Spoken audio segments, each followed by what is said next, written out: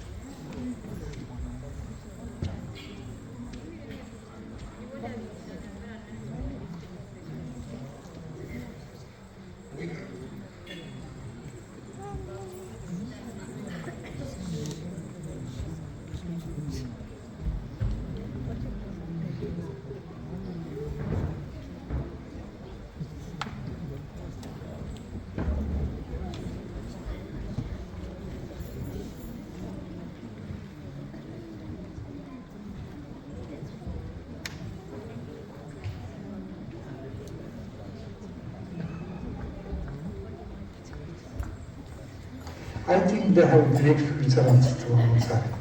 ಆದರೆ ಇವರು ಈ ಥರ ಮತೀಯವಾದ ಇವನ್ನೆಲ್ಲ ಈ ಥರ ಮುಂದೆ ಹಾಕಿ ಗಲಾಟೆ ಮಾಡ್ತಾ ಇರೋದು ನೋಡಿದ್ರೆ ಒಂದೊಂದ್ಸಾರಿ ಇವರಿಗೆಲ್ಲ ಭವಿಷ್ಯ ಇದೆಯಾ? ಕೊಂದು ಉಳಿಸ್ಕೊಳ್ಬೇಕಾದ ಧರ್ಮ ಯಾವ್ದಾದ್ರು ಇದೆಯಾ ಇರಬೇಕು ಅಂತೇಳಿ. ಅರ್ಥ ಏನಾದ್ರು ಇದೆಯೇನ್ರಿ ಇವರಿಗೆ?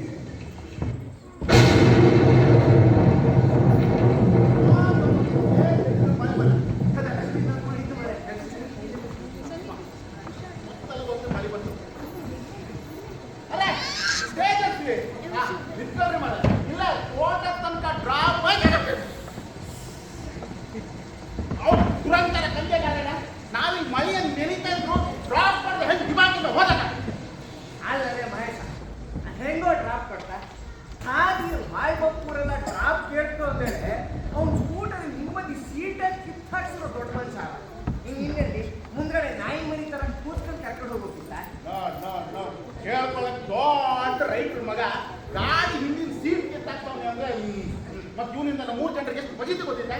ಹಿಂಗೆಂತ ಮಾಡ್ದಲ್ಲ ಎಂತ ಮಾಡ್ದ, ಬೆಳಗ್ಗೆ ಚುಂಬ ಎತ್ಕೊಂಡು ತೋಟದ ಕಡೆ ಹಾಪಂಗಿಲ್ಲ ಮನೆ.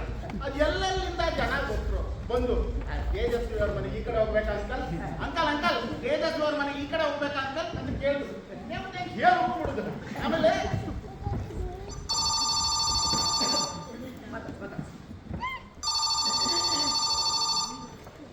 ಅಲ್ಲ ಎಲ್ಲಿದ್ರು ಮಾರ್ರೆ ಕಾಯ್ತಾ ಇದ್ದೆ ಇಲ್ಲ ಅಡ್ರೆಸ್ ಕೆಲಸ ಮಾಡಿ ಈ 3 ಜನಕ್ಕೆ ಹೋಗಿ ಅಲ್ಲಿಂದ ತೇಜಸ್ವಿ ಅವ್ರ ಮನೆಗೆ ಹೋಗ್ಲಿಕ್ಕೆ ಒಂದು ದಾರಿ ಬರ್ತಾನೆ ಎಡಗಡೆಗೆ, ಅದೇ ದಾರಿಯಲ್ಲಿ ಬರ್ತಾ ಇದ್ರೆ ನಾ ಸಿಗ್ತೇನೆ.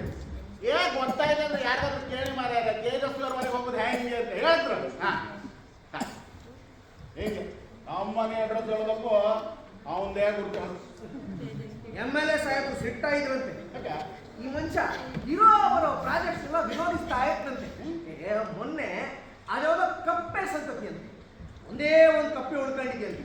ಅದನ್ನು ಉಳಿಸೋಕೆ ಅಂತ ಅಲ್ಲಿರೋ ಮರವನ್ನೆಲ್ಲ ಕಡಿಯೋದನ್ನ ನಿಲ್ಸೋಕೆ ಹೋಗಿದ್ದಂತೆ. ಅಲ್ಲ ಮರ ಕಪ್ಪೆನ್ ಯಾವ್ದೋ ಒಂದು ಹಾವು ಬಾಯಿ ಹಾಕಿ ಸಾಯಿಸ್ತಾ ಇತ್ತು. ಇವನ್ಗೆ ಅಂತದ ಸಮಸ್ಯೆ. ಅಪ್ಪ ದೊಡ್ಡ ರೈಟರ್ ಅಂತ ಕೊಬ್ಬು ಇವನು ಬರೀತಾನಲ್ಲ ಯಾವ್ದಾದ್ರು ಜ್ಞಾನಪೀಠ ಬಂದಿದ್ಯಾ? ಇಲ್ಲ. ನೀನ್ ಯಾವ್ದಾದ್ರು ಓದಿದ್ಯಾ? ಇಲ್ಲಪ್ಪ, ಅವನು ಬರೆಯೋದ್ನೆಲ್ಲ ನಮ್ಮ ಊರ ಆಚೆ ಬದಿಗಿರೋ ಹುಡುಗರು ಮಾತ್ರ ಓದೋದು. ಹುಡುಕೊಂಡು ಬಂದ್ರಲ್ಲ ಮಾರಯ್ಯ. ಮೊನ್ನೆ ಅವರು ಕೆನಡಾ ದೇಶದಿಂದ 2 ಗಂಟೆ ಬಂದಿದ್ರು. ಒಂದು ತೇಜಸ್ವಿ ಅವರೇ, ನಿಮ್ ಜೊತೆ ನಾವು ಮೀನು ಹಿಡಿಬೇಕು ಅಂತೇಳಿ ಟ್ಯಾಬ್ ಕಡೆ ಹೋಗಿದ್ರು. ಅಲ್ಲ ಮಾರ, ಈ ಕೆಳಗೆ ಕೇಳ್ತಾರೆ ಮೀನು ಹಿಡಿಯೋಕೆ, ಅವ್ರು ಅಷ್ಟು ದೂರದಿಂದ ಬರೋಕ್ಕಿಂತ ನಾನು ಹೇಳಿದೆ, ತೇಜಸ್ವಿ ಅವರೇ, ಇವರನ್ನ ನಮ್ಮ ದೇವಸ್ಥಾನಗಳಿಗೆ ಕರ್ಕೊಂಡು ನಮ್ಮ ಆಚಾರ ವಿಚಾರ ಸಂಸ್ಕೃತಿಗಳ ವೈಭವದ ಬಗ್ಗೆ ತಿಳಿಸಿ ಅಂದೆ. ನಕ್ಕು ಬಿಟ್ಟ ಮಾರಯ್ಯ. ಅದು ಬೇರೆ, ಧರ್ಮ ಜಾತಿ ಇಲ್ಲೆಲ್ಲ ನಂಬಿಕೆನೆ ಇದ್ದೂರು ಹಾಡ್ತಾನೆ. ಹೋಗಿ ಹೋಗಿ ಆ ಮಾರನ್ನ ಹೀರೋ ಕಂಡಂಗೆ ಕಾಣ್ತಾರೆ ಜನ. ಫೋನ್ ಎಲ್ಲ ತೆಗಿಸ್ಕೊತ್ರು. ಹೇಳ ಇವಾಗ ನಿಮ್ಗೆ ಏನ್ ಮಾಡ್ತು ಒಂದೇ, ಅದಕ್ಕೆ ಅವರು ತೇಜಸ್ವಿಯವರು ಪರಿಸರದ ಕಥೆ ಪುಸ್ತಕದ ಬಗ್ಗೆ ಬರ್ದಿದಾರಲ್ರಿ.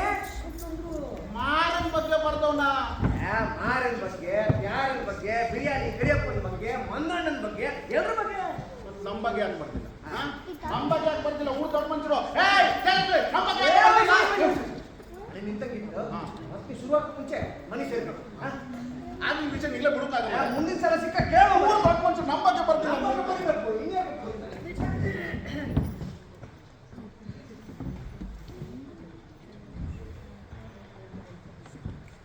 ಒಬ್ಬ ವ್ಯಕ್ತಿ ಬಗ್ಗೆ ಜನರಿಗೆ ಏನ್ ಗೊತ್ತಿರುತ್ತೆ? ಯಾರೇ ಆಗಿರ್ಬೋದು, ನಾವು ಒಬ್ಬ ವ್ಯಕ್ತಿಯನ್ನ ನೋಡುವ ರೀತಿಯ ಹಿಂದೆ ನಮ್ಮ ಪೂರ್ವಾಗ್ರಹ ಇರುತ್ತೋ ಇಲ್ವೋ? ನಿಮಗೊಬ್ರು ಇಷ್ಟ ಆಗುವುದರ ಅಥವಾ ಇಷ್ಟ ಆಗದೇ ಇರುವುದರ ಹಿಂದೆ ಆ ವ್ಯಕ್ತಿಯ ವ್ಯಕ್ತಿತ್ವ ಮಾತ್ರ ಕಾರಣ ಆಗಿರುತ್ತೋ ಅಥವಾ ನಿಮ್ಮ ವ್ಯಕ್ತಿತ್ವನೂ ಕಾರಣ ಆಗಿರುತ್ತೋ? ತೇಜಸ್ವಿಯನ್ನ ತುಂಬಾ ಜನ ಇಷ್ಟಪಡ್ತಾರೆ, ತುಂಬಾ ಜನ ದ್ವೇಷಿಸ್ತಾರೆ. ಕೆಲವರಿಗೆ ಅಚ್ಚರಿ, ಕೆಲವರಿಗೆ ಅಸಡ್ಡೆ. ಡೈ ಹಾರ್ಡ್ ಫ್ಯಾನ್ಸು ಇದ್ದಾರೆ. ಅವರ ಒಂದು ಬರಹವನ್ನು ಓದದೆ ಅವ್ರ ಬಗ್ಗೆ ಕೇಳಿ ತಮ್ಮದೇ ಒಂದು ರೂಪ ಮುಡ್ಸ್ಕೊಂಡವರು ಇದ್ದಾರೆ. ಆದ್ರೆ ನನಗೆ ಗೊತ್ತಿರೋ ತೇಜಸ್ವಿ ಬೇರೆ.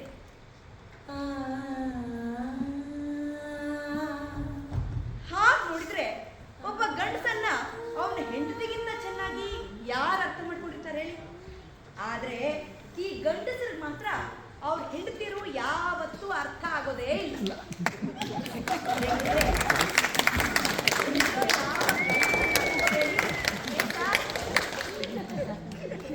ಒಂದ್ಸಲ ಯಾರೋ ಕೇಳಿದ್ರು, ಮೇಡಮ್ ನೀವು ಬರೆಯೋದಿಲ್ವಾ ಅಂತ. ಅದಕ್ಕೆ ತೇಜಸ್ವಿ, ಅವಳು ಬರೆದ್ರೆ ಸೋಡಾ ಚೀಟಿ ಎಲ್ಲ ಬರೀತಾಳ ಅಷ್ಟೇ ಅಂತಂದ್ರು. ನಾನು ಅಂತ ನಕ್ಕು ಸುಮ್ಮನಾಗಿದ್ದೆ. ಆದ್ರೆ ಯಾರ್ದೋ ಮನೆ ತಾಯಿ ಬಗ್ಗೆ ಮಾತಾಡ್ತಾ, ಅವರು ಬರೆದು ಮೇಂಟೈನ್ ಮಾಡ್ತಾ ಇದ್ದ ದಿನಸಿ ಲೆಕ್ಕ ಪುಸ್ತಕದ ಬಗ್ಗೆ ಮಾತಾಡ್ತಾ, ರಾಜೇಶ್ ನೋಡು ಇದರಲ್ಲೇ ಎಷ್ಟು ಕವಿತೆ ಇದೆ ನೋಡು, ಇದರಲ್ಲೇ ಆ ತಾಯಿಯ ಆತಂಕ, ಆಕಾಂಕ್ಷೆ, ಆಶಯ ಎಲ್ಲ ಸ್ಪಷ್ಟವಾಗಿದೆ ಅಂತ ಹೇಳಿದ್ರು. ಸೋಡಾ ಚೀಟಿ ಹಿಂದಿನ ಸೊಗಸು ಅವ್ರಿಗೆ ಗೊತ್ತಿತ್ತು. ಈ ಮನುಷ್ಯನ ನಾನು ಯಾಕೆ ಪ್ರೀತಿಸಿದೆ, ರಾಜೇಶ್ವರಿ ಯಾಕೆ ಪ್ರೀತಿಸಿದೆ ಅಂತ ನೀವೇನಾದ್ರೂ ಕೇಳಿದ್ರೆ ಉತ್ತರ ನನಗೆ ಗೊತ್ತಿಲ್ಲ. ಆದ್ರೆ ಈ ಪ್ರೀತಿ ಯಾವಾಗಿಂದ ಶುರುವಾಯ್ತು ಅಂತ ಕೇಳಿದ್ರೆ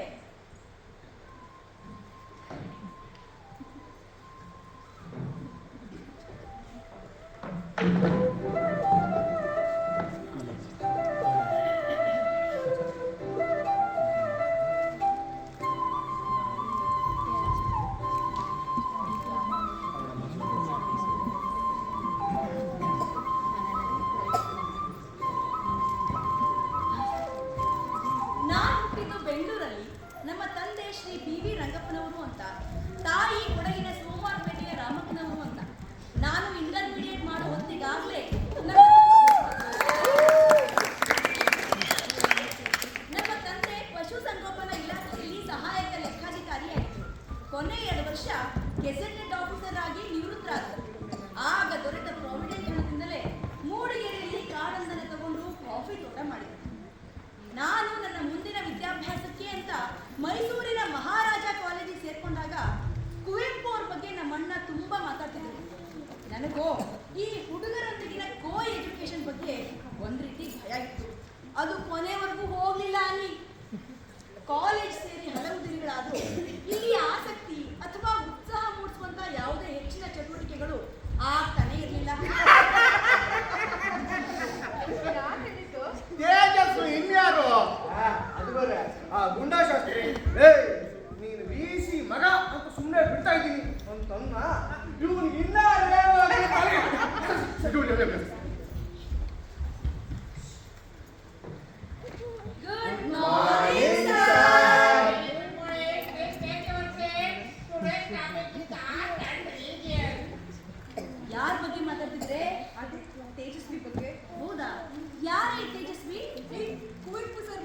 ಪೂರ್ಣಚಂದ್ರ ತೇಜಸ್ವಿ.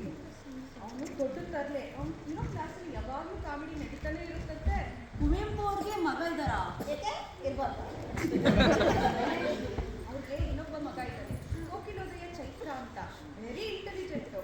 ಇಬ್ರು ಹೆಣ್ಮಕ್ಳು, ಇಂದು ಕಲಾ ಮತ್ತೆ ತಾರಿಣಿ ಅಂತ. ಅವ್ರಿಬ್ರು ಕ್ಲಾಸಸ್ ನಮ್ಮ ಹಾಸ್ಪಿಟಲ್ ನಡೀತಾ ಇರುತ್ತೆ. ಹೌದಾ? ನೀ ಅವ್ರನ್ನ ನೋಡಿದ್ದೇನೆ. ನನ್ನ ಫ್ರೆಂಡ್ಸು. ಹೌದಾ? ಇಬ್ರಿಗೂ ಭೇಟಿ ಮಾಡಿದೆ. ಓಕೆ. ಈ ತೇಜಸ್ವಿ ಮಹಾರಾಜ ಕಾಲೇಜೇನೆ? ಇಲ್ಲೇ ಕಾಲೇಜಲ್ಲಿ ಓಡಾಡ್ತಾ ಇದ್ದಾನೆ. ಆದರೆ ಯಾವ ಕ್ಲಾಸ್ ಅಟೆಂಡ್ ಮಾಡಿದ್ದು ನಾವು ನೋಡಲೇ ಇಲ್ಲ. ಅವನ ಬಗ್ಗೆ ಹೆಚ್ಚು ವಿಚಾರಿಸ್ಬೇಡ. ಸರಿ ಇಲ್ಲ. ಸರಿ ಇಲ್ವಾ? ಸರಿ ಇಲ್ಲ. ಆದರೆ ಸಖತ್ತಾಗಿದ್ದಾನೆ.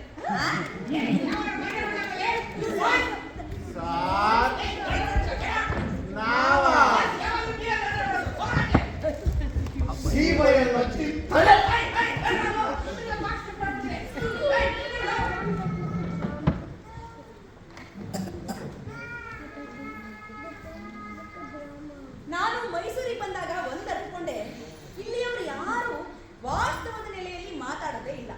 ರಾಜನಿದ್ದಕ್ಕೋ ಏನೋ, ಅಥವಾ ನೆಲಮೂಲದಲ್ಲೇ ಮಂಟೇಸ್ವಾಮಿ ಕಾವ್ಯದಂತಹ ಜನಪದ ಪ್ರಜ್ಞೆ ಹಾಸುಹೊಕ್ಕಾಗಿರುವುದರಿಂದಲೇ ಇರಬಹುದು. ಇಲ್ಲಿಯವರು ಯಾರ ಬಗ್ಗೆ ಮಾತಾಡಿದ್ರು, ಏನ್ ಮಾತಾಡಿದ್ರು ದಂತಕಥೆ ರೂಪದಲ್ಲೇ ಮಾತಾಡ್ತಾರೆ. ಕುವೆಂಪು ಸರ್ ಅವರ ಎಂದಿನ ಠಾಕು ಠೀಕು ದಿರಿಸಿನಲ್ಲಿ ಅವರ ಸ್ಟುಡಿಬೇಕರ್ ಕಮಾಂಡರ್ ಗಾಡಿಯನ್ನು ಓಡಿಸುತ್ತಾ ನಮ್ಮ ಅರಮನೆ ಮೈದಾನದ ಬಳಿ ಇರುವಂತಹ ಬಸಪ್ಪನ ಹೋಟೆಲ್ ಮುಂದೆ ಬಂದು ನಿಂತರು. ಅಡ್ಡ ಬಾಯ್ಕೊಂಡು ಶೂ ಎಲ್ಲ ಕಟ್ ಮಾಡಬೇಡಿ, ಯಾರನ್ನು ಮಾತಾಡ್ಸಕ್ಕೆ ಬಂದು ನಂಗೆ ಅಲ್ಲಿ ನಾಲಿಗೆಯನ್ನು ಹೊರ ಹಾಕಿ ಏದಿಸರು ಬಿಡುತ್ತಿದ್ದ ಬೀದಿ ನಾಯಿ ಒಂದು ಅವರನ್ನು ನೋಡಿ ಒಂದೇ ಕೈಯಿಂದ, ಸರಿ ನಾಯಿ ಅಲ್ವಾ, ಕಾಲು ಒಂದೇ ಕಾಲಿಂದ ಸೆಲ್ಯೂಟ್ ಹೊಡಿತು. ಇದನ್ನು ನೋಡಿದ ಕುವೆಂಪು ಅವರು, ನಿನಗಿರುವ ವಿಶ್ವ ಮಾನವ ಪ್ರಜ್ಞೆ ನನಗೂ ಸ್ವಲ್ಪ ಸಿಗುವಂತಾಗಲಿ ಅಂತಂದು ಅದಕ್ಕೆ ಕೊಯ್ ಮುಗಿದು ಅದಕ್ಕೊಂದು ಬಿಸ್ಕೆಟ್ ಪ್ಯಾಕೆಟ್ ಕೊಡ್ತಿದ್ರು. ಈಗ ಇದು ನಡೀತೋ ಇಲ್ವೋ ನನಗಂತೂ ಗೊತ್ತಿಲ್ಲ. ನಾನು ಅಲ್ಲೇ ಇದ್ದೆ, ಆದ್ರೆ ನನಗಿದು ಕಾಣಿಸಿಲ್ಲ. ಆದ್ರೆ ಇದು ಕುವೆಂಪು ಅವ್ರ ಬಗ್ಗೆ ಆದ್ರಿಂದ ನೀವು ಇಲ್ಲ ಅಂತ ಹೇಗೆ ಹೇಳ್ತೀರಿ? ಅದಕ್ಕೆ ನಾನು ಹೇಳಿದ್ದು, ಇಲ್ಲಿ ಎಲ್ಲವೂ ದಂತಕಥೆಗಳೇ. ಕುವೆಂಪು ಅವ್ರ ಬಗ್ಗೆ ಎಷ್ಟು ದಂತಕಥೆಗಳಿದ್ವೋ ಅವರ ಮಗ ತೇಜಸ್ವಿ ಬಗ್ಗೆ ಕೂಡ ಅಷ್ಟೇ ದಂತಕಥೆಗಳಿದ್ವು. ಅಲ್ಲಲ್ಲಿ ಆ ತೇಜಸ್ವಿ ಏನೋ ಕತೆ ಬರ್ದವನಂತೆ, ಅದಕ್ಕೆ ಅವಾರ್ಡು ಬಂತಂತೆ. ಅವಾರ್ಡ್ ಬಂತು, ಹೌದು. ಆದ್ರೆ ಅವನೇಲಿ ಬರ್ದಿರ್ತಾರೆ, ಅವ್ರ ಅಪ್ಪ ಬರ್ದಿದ್ದನ್ನ ತಂದು ಅಂತ ಕಳ್ಸಿರ್ತಾರೆ.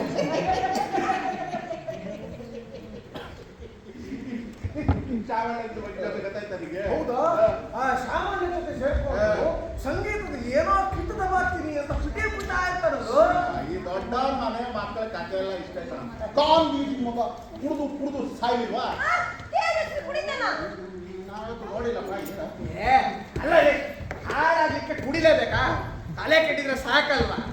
ಮೊನ್ನೆ ಮುಡಕ್ತೊರೆ ಹತ್ರ ಒಬ್ಬನೇ 1.5 ಗಂಟೆ ಅಲಗಾಡದೆ ಕೂತಿದ್ದ. ನಾನು ಏನ್ ತೇಜಸ್ವಿ, ಏನು ಯೋಚನೆ ಮಾಡ್ತಿದ್ಯಾ ಅಂತ ಕೇಳಿದ್ದಕ್ಕೆ ಅವನು ನಮ್ಮ ದೇಶವನ್ನು ಹಾಂಗ್ಕಾಂಗಿನಂತೆ ಮುನ್ನಡೆಸೋದು ಹೇಗೋ ಮತ್ತು ಸೀರಿಯಸ್ ಆಗಿ ಕೇಳ್ಕೊಡೋಲ್ಲ. ಅಲ್ಲ, ಅವನೇ ಮೈಸೂರು ದಾಟಿ ಒಂದು ಹೆಜ್ಜೆ ಇಟ್ಟಿಲ್ಲ ಅಂತದ್ರಲ್ಲಿ ನಮ್ಮ ದೇಶವನ್ನು ಹಾಂಗ್ಕಾಂಗ್ ಇಂತ ಮುನ್ನಡೆಸೋದು ಹೇಗೆ ಮಾಡ್ತಾ ಇದ್ದಾರಂತೆ. ಅಲ್ಲ, ತೇಜಸ್ವಿ ಯಾವ್ದೋ ಹುಡುಗಿ ಪ್ರೇಮಿಸ್ತಿದ್ದಂತೆಲ್ಲ, ಆ ಸಂಬಂಧ ಬರ್ಬಿಟ್ಟಂತೆ. ಅದಕ್ಕೆ ನೀವ್ಯಾಕ್ರೆ ಖುಷಿಯಾಗಿದ್ರ? ಅಲ್ಲ ನಾಚ್ಕೊತಾ ಇದ್ರ? ಅದನ್ನ ಹೇಳಿ. ನೀವು ಹುಡುಗಿರೇ ಇಷ್ಟು ಕಣ್ಣು ಮುಂದೆ 100 ಆಪ್ಷನ್ಸ್ ಇದ್ರು, ಈಗಾಗಲೇ ಒಬ್ಬ ಹುಡುಗಿ ಒಂದು ಹುಡುಗರನ್ನ ಲವ್ ಮಾಡ್ತಿದ್ದಾಳೆ ಅಂತಂದ್ರೆ ಆ ಹುಡುಗನಲ್ಲಿ ಏನೋ ಇದೆ, ಅದು ನನಗೂ ಸಿಗಲಿ ಅಂತ ಬೈತೀರ. ಪಾಪ ನಮ್ಮ ಹುಡುಗರು ಜೀವನ ಕೈ ಮೇಲೆ ಇಟ್ಕೊಂಡ್ರು ನೀವು ಕ್ಯಾರ್ ಅನ್ನಲ್ಲ. ಸಿಗ್ಮಂಡ್ ಫ್ರಾಯ್ಡ್ ತರ ಸೈಕಾಲಜಿಸ್ಟ್ ಮಾಡ್ತೀರಾ? ಮುಚ್ಕೊಂಡು ಹೇಳಿ. ತುಳಸಿದಾಸರು ಹೆಣ್ಣು ಮಕ್ಕಳಿಗೆ ಸ್ವಾತಂತ್ರ್ಯ ಕೊಡಬಾರ್ದು ಅಂತ ಹೇಳಿರೋದು. ಹೌದು ಮೇಡಮ್, ಅವ್ರದ್ದು ಬ್ರೇಕಪ್ ಆಗಿದೆ. Miss Vani, let me tell this ಕಹಾನಿ.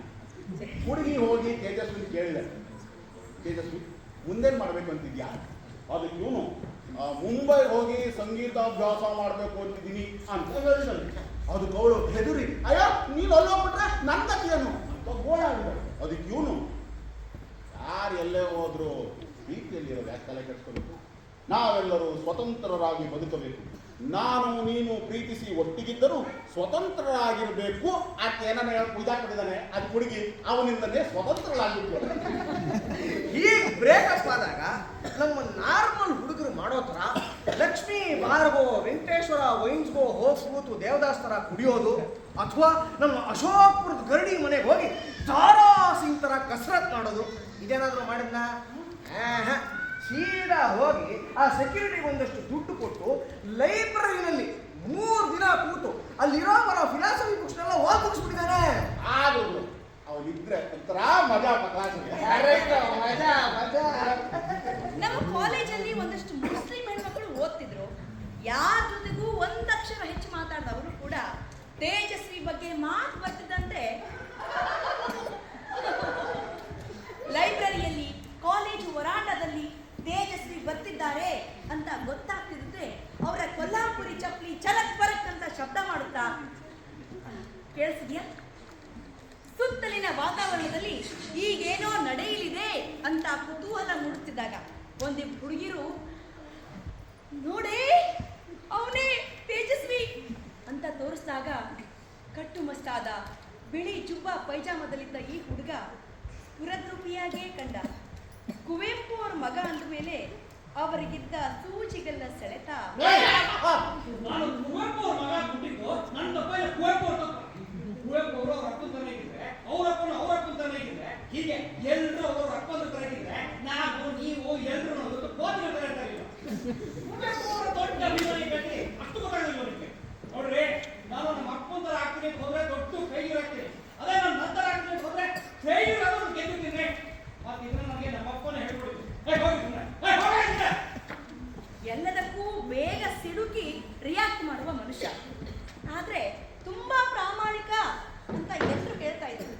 ನಾನಿವರನ್ನ ನೋಡ್ತಾ ಇದ್ದೆ ಸೆಮಿನಾರ್ಗಳಲ್ಲಿ. ಯಾವುದೇ ಸೆಮಿನಾರ್ ಇದ್ರು ಬಂದ ವ್ಯಕ್ತಿಗಳು ಮಾತಾಡ್ಬೇಕಾದ್ರಾಗ್ಲಿ, ಪೇಪರ್ ಪ್ರೆಸೆಂಟ್ ಮಾಡ್ಬೇಕಾದ್ರಾಗ್ಲಿ ಇವರು ಇರ್ತಾನೇ ಇರಲಿಲ್ಲ. ಆದ್ರೆ ಕರೆಕ್ಟ್ ಆಗಿ ಸಭಿಕರು ತಮ್ಮ ಡೌಟ್ಗಳನ್ನ ಕೇಳಬಹುದು ಅಂತ ಸಂಚಾಲಕರು ಹೇಳ್ತಿದ್ದಂತೆ ಎಲ್ಲಿಂದೋ ಬಂದು ಪ್ರಶ್ನೆಗಳ ಸುರಿಮಳೆಗೈತಿದ್ರು. ಅವರಲ್ಲಿ ಆವಾಗಲೇ ಆ ಜ್ಞಾನ ಸಂಪತ್ತು ಅಷ್ಟಿತ್ತು, ಭಾಷೆಯ ಮೇಲೆ ಪ್ರಭುತ್ವ ಅಷ್ಟಿತ್ತು. ತೇಜಸ್ವಿಯನ್ನ ನೋಡುವುದು, ಅವರ ತರ್ಕಗಳನ್ನ ಕೇಳಿಸಿಕೊಳ್ಳುವುದೇ ಒಂದು ಸಂಭ್ರಮವಾಗಿತ್ತು. ಒಮ್ಮೆ ಸೆಮಿನಾರ್ ಒಂದರಲ್ಲಿ ಆದಿಕವಿ ಪಂಪನ ಬಗ್ಗೆ ಮಾತಾಡುತ್ತಾ, ಸರ್ ಕ್ಷಮಿಸಿ, ಬೇಗ ಮುಗಿಸ್ಬಿಡ್ತೀನಿ. ಸರ್, ಪಂಪನ ಅಭ್ಯಾಸದ ತೀವ್ರ ಅವಶ್ಯಕತೆ ಇದೆ ಅಂತ ನನಗೆ ಯಾಕೆ ಅನ್ಸುತ್ತೆ ಅಂತಂದ್ರೆ, ಪಂಪ ಕನ್ನಡ ಭಾಷೆಯ ಮೊಟ್ಟ ಮೊದಲ ಶ್ರೇಷ್ಠ ಕವಿ. ಇದು ಸತ್ಯವಾದ ಪಕ್ಷದಲ್ಲಿ ಪಂಪನ ಸತ್ಯವನ್ನು ನಾವು ಅರ್ಥ ಮಾಡ್ಕೊಳ್ಳೋ ಮೂಲಕ ಕನ್ನಡ ಭಾಷೆಯ ಮೂಲಭೂತವಾದ ಗುಣಾವಗುಣಗಳನ್ನು ನಾವು ಅವಲೋಕಿಸಬಹುದು ಅನ್ನೋದು ನನ್ನ ಅಭಿಪ್ರಾಯ. ಆದ್ರೆ ನಾನು ಹೀಗೆ ಹೇಳ್ತಾ ಇದ್ದೀನಿ ಅನ್ನೋ ಕಾರಣಕ್ಕೆ ಕನ್ನಡ ಭಾಷೆಯ ಸೃಷ್ಟಿಕರ್ತಾನೇ ಪಂಪ ಅಂತ ತಾವ್ಯಾರು ಭಾವಿಸ್ಬೇಕಾಗಿಲ್ಲ. ಆದ್ರೆ ಒಂದು ಭಾಷೆಯಲ್ಲಿ ಬರುವ ಮೊಟ್ಟ ಮೊದಲ ಸಮರ್ಥ ಕವಿ ಆ ಭಾಷೆಯ ಅರ್ಧಾಂಶವನ್ನ ಮತ್ತು ಆ ಭಾಷೆ ಕವಿಯ ಅರ್ಧಾಂಶವನ್ನ ಹೇಗೆ ಬೇಕೋ ಹಾಗೆ ತಿರುಗಿಸೋಕೆ ಸಾಧ್ಯವಾಗದೆ ಮರದ ಕೊಂಬೆಗಳ ಹಾಗೆ ಯಾವುದೋ ಒಂದು ದಿಕ್ಕಿನಲ್ಲಿ ಪ್ರತಿಷ್ಠಾಪಿಸ್ಬಿಡುತ್ತೆ. ಆದ್ರಿಂದ ಪಂಪನ ಕಾವ್ಯದ ಓದು ನಾವಾಡುವ ಕನ್ನಡ ಭಾಷೆಯ ಪದಗಳನ್ನ ಸಾಹಿತ್ಯಿಕವಾಗಿ ಮೊದಲು ಪ್ರಯೋಗಿಸಿದವನನ್ನ ಅರ್ಥೈಸಿಕೊಳ್ಳೋದಾಗಿರ್ತದಲ್ಲದೆ ಕನ್ನಡ ಭಾಷೆಯ ಸ್ವರೂಪ, ಸಂವೇದನಾ ಶಕ್ತಿ ಅಷ್ಟೇ ಏಕೆ ಕೊರತೆಗಳನ್ನು ಕೂಡ ನಾವು ಅಭ್ಯಾಸ ಮಾಡಬಹುದು ಅನ್ನೋದು ಪಂಪನ ಬಗ್ಗೆ, ಪಂಪನ ಕಾವ್ಯದ ಬಗ್ಗೆ ನನಗಿರುವಂತ ಅಭಿಪ್ರಾಯ. ನಾವು ಮುಂದುವರಿಸಿ.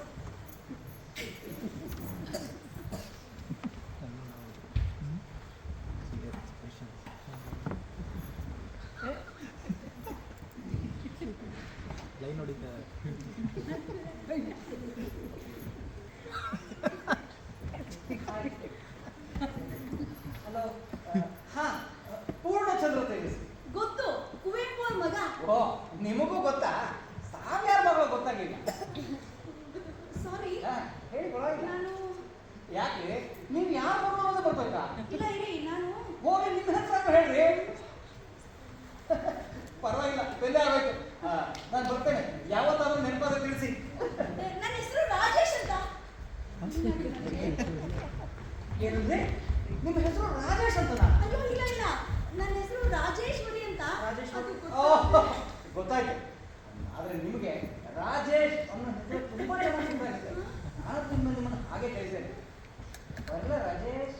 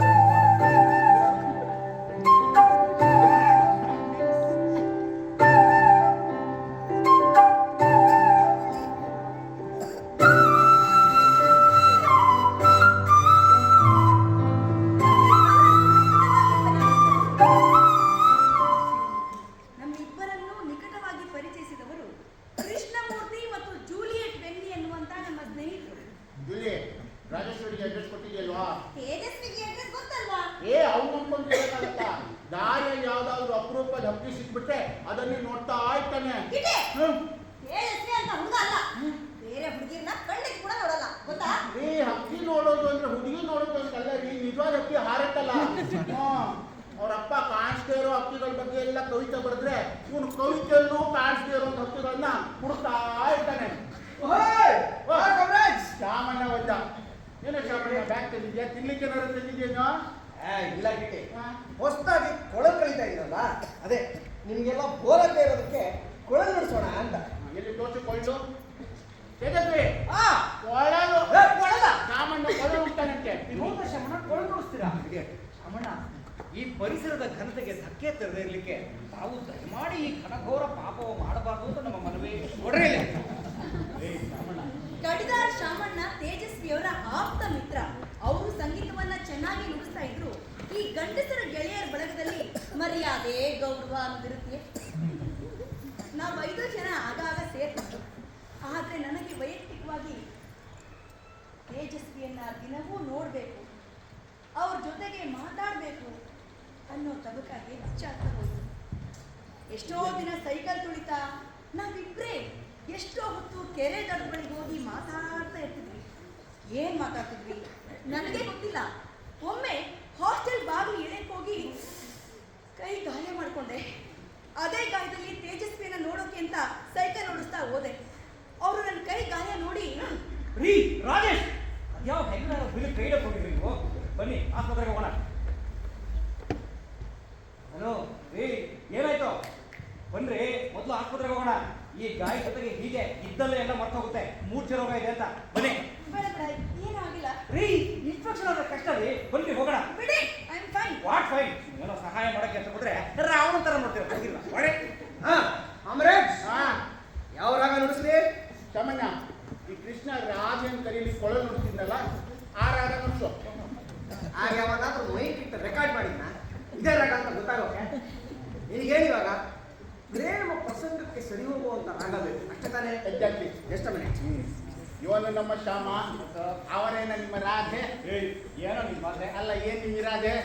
ಮೀಟ ಹೋದೆ. ನಮ್ಗೆ ಅನ್ನ ಗೊತ್ತಾಗದೆ. ಆದ್ರೂ ಇಂಥದ್ದನ್ನು ಕಂಡ್ರು ಇರಬಹುದೇ ನಗದೆ. ಸುಮ್ಮನೆ ಅವಳು ಮುಗಿದೆ. ನೀವು ಜಗ್ಗದೆ ಕುಗ್ಗದೆ ಮುನ್ನುಗ್ಗ ಗಂಡು ಬೆಂಟದೆ. ಕೈಲಾಸ ಮೈ ಮೇಲೆ ಬಂದ ಹಾಗಿದೆ. ಇಬ್ಬರಿಗೂ ಸೇರಿ ಮನ್ಮತ ಪಾಡ ಬಿಟ್ಟಾಗಿದೆ. ಸಿಕ್ಕಿದೆ. ಏನು? ಪ್ರೇಮ ಭಾವ ಪಸರಿಸುವ ರಾಗ.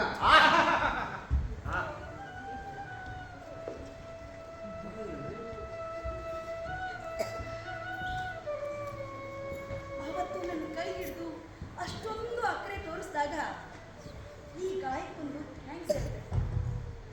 ಸುಮ್ಮನೆ ಏನೂ ಮಾತಾಡದೆ ಮನಸ್ಸಿನ ಮಾತನ್ನ ಒಳಗೆ ಇಟ್ಕೊಂಡು ನಾನು ತೇಜಸ್ವಿ ಜೊತೆಗೆ ನನ್ನ ಕಾಲೇಜ್ ದಿನಗಳನ್ನೆಲ್ಲ ಕಳೆದೆ.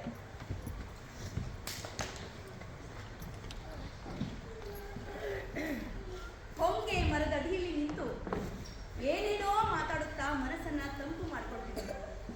ಮಹಾರಾಜ ಹೈಸ್ಕೂಲಿನ ಕಾಂಪೌಂಡ್ ಹತ್ರ ಮನೋರಂಜನೆ ಹೂವಿನ ಗಿಡದ ದೊಡ್ಡ ಬುಷ್ ಇತ್ತು.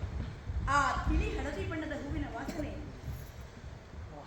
ತುಂಬಾ ಗಾಢವಾಗಿರ್ತಿತ್ತು. ಆ ಹೂ ನನಗೆ ಬೇಕು. ಅಷ್ಟೇನಾ ರಾಜೇಶ್?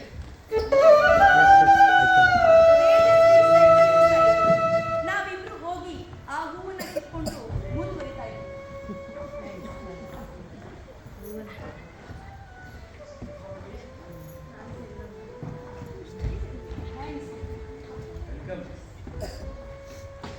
ತೇಜಸ್ವಿ ನನ್ನನ್ನ ಹಾಸ್ಟೆಲ್ ತನಕ ಬಿಟ್ಟಿದ್ರು.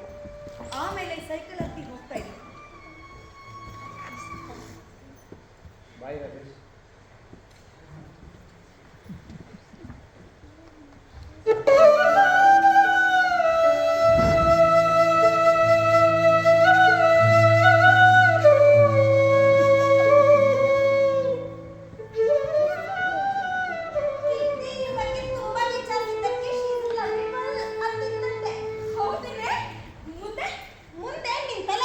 ಪ್ರಪೋಸ್ ಮಾಡಲ್ಲ. ಯಾಕೆ? ಊರಿಗೆಲ್ಲ ಧೈರ್ಯ ಹೇಳೋ ಗಂಡಸರಿಗೆ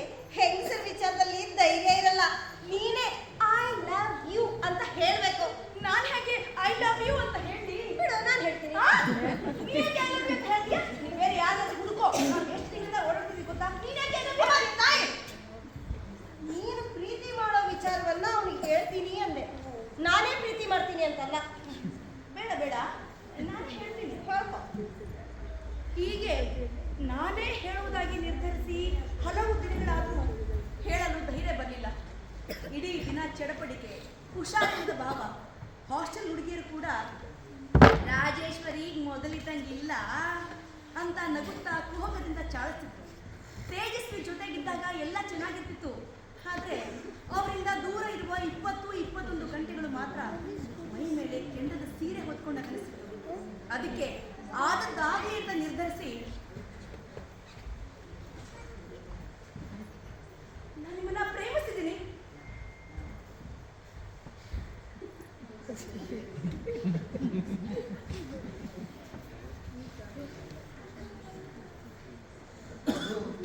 ಅದು ಅದು ನನಗೆ 2 ದಿನ ಟೈಮ್ ಬೇಕು.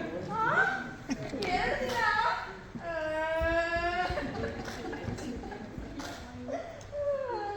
ಹೋಗ್ಲಿ ಬಿಡೆ, 2 ದಿನ ತಾನೆ. 2 ದಿನ ಯಾಕೆ ಬೇಕು? ನೀನೇ ತಾನೇ ಹೇಳಿದ್ದು ಇಷ್ಟಪಡ್ತಾನೆ ಅಂತ. ಇಷ್ಟಪಟ್ಟು ಲವ್ ಮಾಡ್ಬೇಕಾ?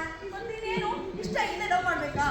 ನೋಡ್ರಾಜಿ, ಅವ್ರೇನಾದ್ರೂ ಇಷ್ಟ ಇಲ್ಲ ಅನ್ನ ಮಾತು ಇಷ್ಟ ಇದೆ ಅಂದ್ರೆ ಅದೆಂಥಾದ್ರೂ ಸಮಸ್ಯೆ ಅಂತ ಗೊತ್ತಾ ನಿಂಗೆ?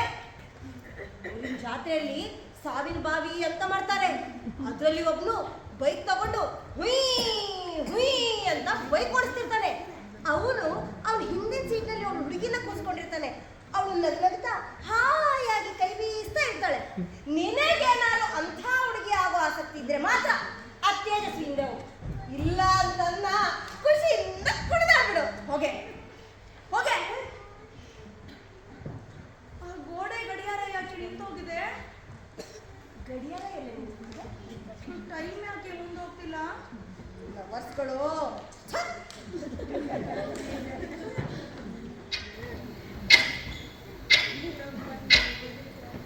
कौसल्या सुप्रजा रामपूर्वा संध्या प्रवर्तते उत्तिष्ठ नरशार्दूल कर्तव्यं दैवमान्तिकम्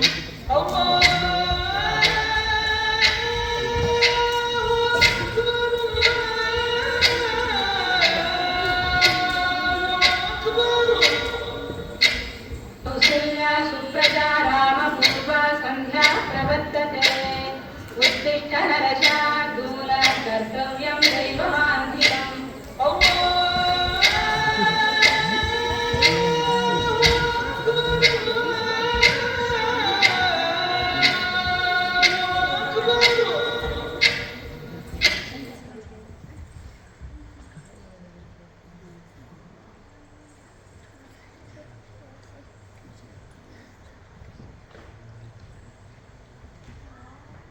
ರಾಜೇಶ್, ಮದುವೆ ಆಗಬೇಕು ಅಂತಂದರೆ ಕಾಯಬೇಕಾಗುತ್ತೆ. ಕಾಯುವುದಿಲ್ಲ. ತಂದೆ ತಾಯಿ ಬಂದು ಬಾಂಧವರೆಲ್ಲ ಬಿಟ್ಟು ಬರಬೇಕಾಗುತ್ತೆ. ಮತ್ತೆ ನಾನು ನೀನು ಅಂತರ್ಜಾತಿ ವಿವಾಹ ಮಾಡ್ಕೊಂಡು ನಮ್ಮಿಬ್ರಲ್ಲಿ ಯಾರು ದೊಡ್ಡವರು? ನೀನೇ 1 ವರ್ಷ ದೊಡ್ಡವಳು. 9 ತಿಂಗಳು. ಅದೇ 9 ತಿಂಗಳು ದೊಡ್ಡವಳು. ಮತ್ತೆ ನಾನು ಅದನ್ನೆಲ್ಲ ಯೋಚನೆ ಮಾಡಿಲ್ವಾ? ಮಾಡಿರ್ತೀರ. ಮತ್ತೆ ಹೆಣ್ಮಕ್ಳು ಓವರ್ ಥಿಂಕ್ ಮಾಡೋದು ಜಾಸ್ತಿ ತಾನೆ. ಅಲ್ಲಿಗೆ ನಾನೆಲ್ಲ ಗುಣಾಕಾರ ಭಾಗಾಕಾರ ಮಾಡಿಯೇ ನಿಮಗೆ ಪ್ರೇಮ ನಿವೇದನೆ ಮಾಡಿದ್ದು. ಈಗ ನಿಮ್ದು ಹೇಳಿ.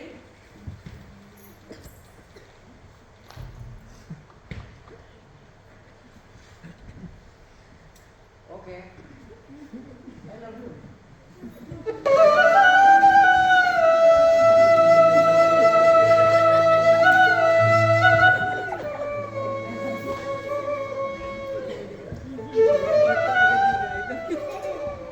ಅಲ್ಲ, ಈಗ ಅಳುವಂಥದ್ದು ನಾನು ಏನು ಮಾಡಿದ್ದೀನಿ?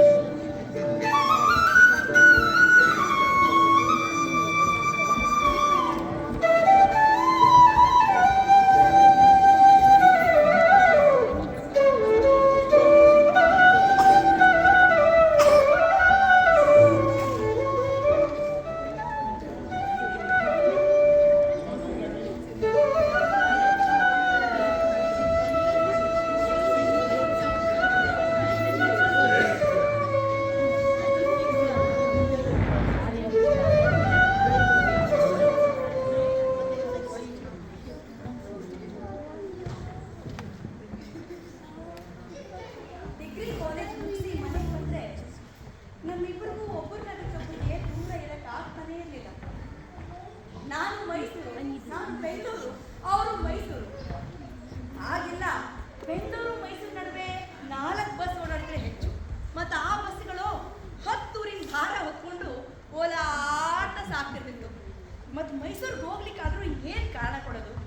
ಓದ್ ಮುಗಿಸಿ ಅಲ್ಲೇನೆ ಮಾಡ್ತೀಯ, ಮೂಡಿಗೆರೆಗೆ ಬಾ ಅಂತ ಅಮ್ಮ ಹೇಳ್ತಾರೆ ಅಂತ, ಅಮ್ಮ ಇಲ್ಲೇ ಎಂಪ್ಲಾಯ್ಮೆಂಟ್ ಆಫೀಸ್ಗೆ ಕೆಲಸಕ್ಕೆ ಅರ್ಜಿ ಹಾಕ್ತೀನಮ್ಮ ಅಂತ ಹೇಳಿ ಬೆಂಗಳೂರಿನ ಅಕ್ಕ ಭಾವನ ಮನೇಲೇ ಉಳ್ಕೊಂಡ್ಬಿಟ್ಟೆ. ಹೀಗಿರ್ಬೇಕಾದ್ರೆ ಜೂನ್ 2, 1961 ತೇಜಸ್ವಿ ನನಗೆ ಮೊದಲ ಪತ್ರ ಬರೆದ್ರು. ಈ ಪತ್ರವನ್ನ ಈಗ ಓದ್ತಾ ಇದ್ರೆ 23ನೇ ವಯಸ್ಸಿಗೆ ಅವರಲ್ಲಿ ಎಷ್ಟು ಮೆಚೂರ್ ಥಿಂಕಿಂಗ್ ಇತ್ತು ಅಂತ ಗೊತ್ತಾಗುತ್ತೆ. ಸ್ವಲ್ಪ ಹುಡುಗಾಟೆ, ಎಲ್ಲ ಪ್ರೇಮಿಗಳಿಗೂ ಇರೋ ಹಾಗೆ ಪೊಸೆಸಿವ್ನೆಸ್ಸು, ಅಸ್ಥಿರತೆ ಎಲ್ಲ ಇದೆ. ರಾಜೇಶ್, ನಿಮ್ಮ ಪತ್ರ ನಿನ್ನೆ ಹಾಗೂ ಇಷ್ಟು ಹೊತ್ತಿನವರೆಗೂ ಏನೇನೋ ಸಮಸ್ಯೆಗಳಿಂದ ಉತ್ತರ ಬರೆಯಕ್ಕಾಗಲಿಲ್ಲ, ಕ್ಷಮಿಸಿ. ರಾಜೇಶ್, ಅನೈತಿಕ ಹಾಗೂ ಅನೈಸರ್ಗಿಕ ಈ 2 ಸಮಾನ ಪದಗಳೇನು? ಪ್ರಕೃತಿ ಸಹಜವಾಗಿ ಬದುಕಬೇಕು ಅಂದುಕೊಳ್ಳೋ ಮನುಷ್ಯ ತನ್ನ ಆತ್ಮ ಹಾಗೂ ಪ್ರಕೃತಿ ಸ್ವರೂಪವನ್ನ ಮೊದಲು ಅರ್ಥ ಮಾಡ್ಕೋಬೇಕಾಗಿದೆ. ಹಾಗಾದ್ರೆ ಬದುಕಿನ ಬಗ್ಗೆ ನಿರ್ದೇಶನ ಮಾಡುವ ಈ ಸಮಾಜ ಇದ್ರ ಬಗ್ಗೆ ಎಷ್ಟು ತಲೆ ಕೆಡಿಸ್ಕೊಂಡಿದೆ? ರಾಜೇಶ್, ಸುತ್ತಲಿನ ಹಾಗೂ ಮನೆಯ ವಾತಾವರಣ ನನ್ನನ್ನ ಏನೇನೋ ಸಮಸ್ಯೆಗಳಿಗೆ ಎದುರುಗೊಳ್ಳಲು ಪ್ರೇರೇಪಿಸ್ತಾ ಇದೆ. ಮನುಷ್ಯನ ಪ್ರತಿಯೊಂದು ಸ್ತರದ ಅಂತ್ಯವೂ ಒಂದರ ಅಂತ್ಯ ಮತ್ತೊಂದರ ಪ್ರಾರಂಭ. In my end is my new beginnings. Rajesh, love ಅಂದ್ರೆ ಏನು ಗೊತ್ತಾ? ಒಂದು ವ್ಯಕ್ತಿತ್ವದ ಸಂಪೂರ್ಣ ನಗ್ನತೆಯನ್ನು ಸ್ವೀಕರಿಸುವುದು. ಅಫ್ಕೋರ್ಸ್, ದೈಹಿಕವಾಗಿ, ಮಾನಸಿಕವಾಗಿ. ಕೆಲವರು ಇದಕ್ಕೆ ಹೆದರಿ ಮಹಾಭಾರತದ ಅಂಬಿಕೆಯಂತೆ ಬಿಡಿಸ್ಕೊಳ್ತಾರೆ, ಇಲ್ಲ ಅಂಬಾಳಿಕೆಯಂತೆ ಕುರುಡೇ ಆಗ್ತಾರೆ. ಇದನ್ನೆಲ್ಲ ಈ ಪತ್ರದಲ್ಲಿ ನಿಮಗೆ ಯಾಕೆ ಬರೆದು ತಿಳಿಸ್ತಾ ಇದ್ದೇನೆ ಅಂತಂದ್ರೆ, ತಮ್ಮ ಸ್ಪಿರಿಚುವಲ್ ಸ್ಲೋಗನ್ಗಳಿಗೆ ಹೆದರಿ ಹೇಳಿದ್ರು Rajesh. And I love you. ಯಾರಾದ್ರೂ ಲವ್ ಲೆಟರ್ ಅಲ್ಲಿ ಹೀಗೆಲ್ಲ ಬರೀತಾರ? ಆದ್ರೆ ನನ್ನ ಹುಡುಗ ಹೀಗೇ ಬರಿತಾ ಇದ್ದ, ನಾನು ಬರಿತಾ ಇದ್ದೆ.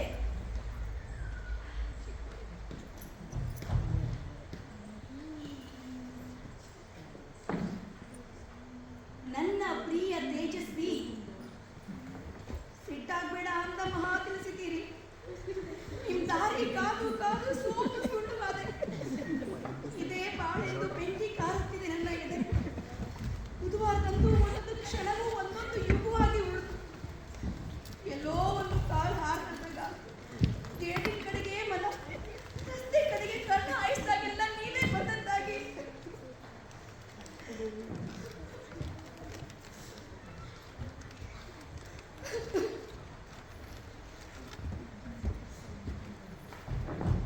ತೇಜಸ್ವಿ ತಗೋಬೇಕು. ರಾಜೇಶ್, ರಾಜೇಶ್, ಈ ಹಿಂದೆ ನಾನು ಮಾಡಿದ ತಪ್ಪನ್ನೇ ನೀವು ಮಾಡ್ತಿದ್ದೀರಿ. ಯಾಕೆ ಯಾಕೆ ಈಗ ಹೊರಟೋಗ್ಬೇಕು ರಾಜೇಶ್? ಯಾಕೆ?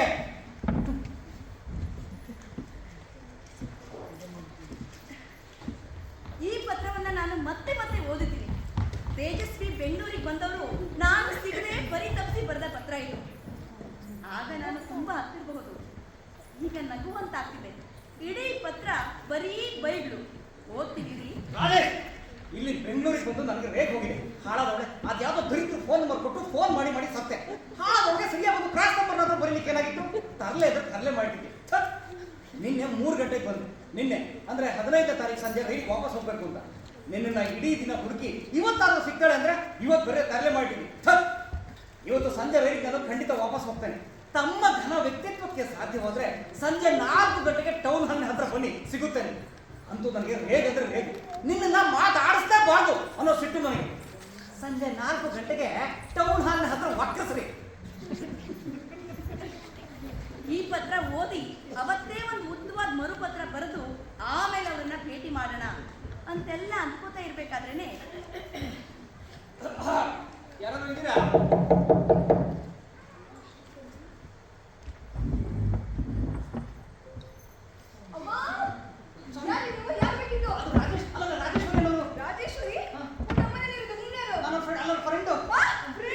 Mysuru college friend.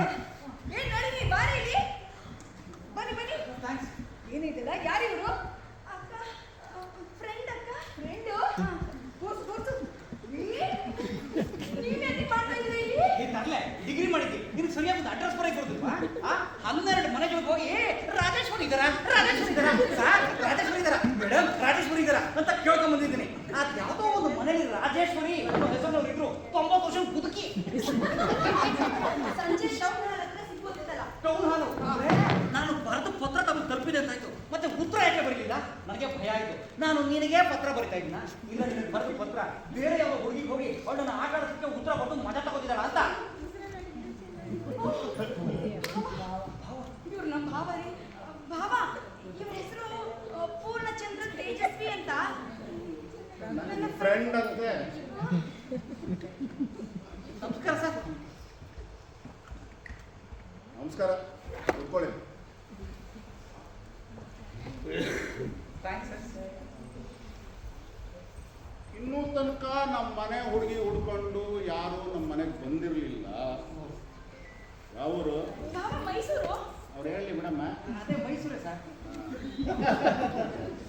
ಮೈಸೂರಲ್ಲಿ ನನಗೆ ಗೊತ್ತಿರೋರು ಇಬ್ರೆ. ಯಾರು? ಒಬ್ರು ಮಹಾರಾಜ, ಇನ್ನೊಂದು ಕುವೆಂಪು.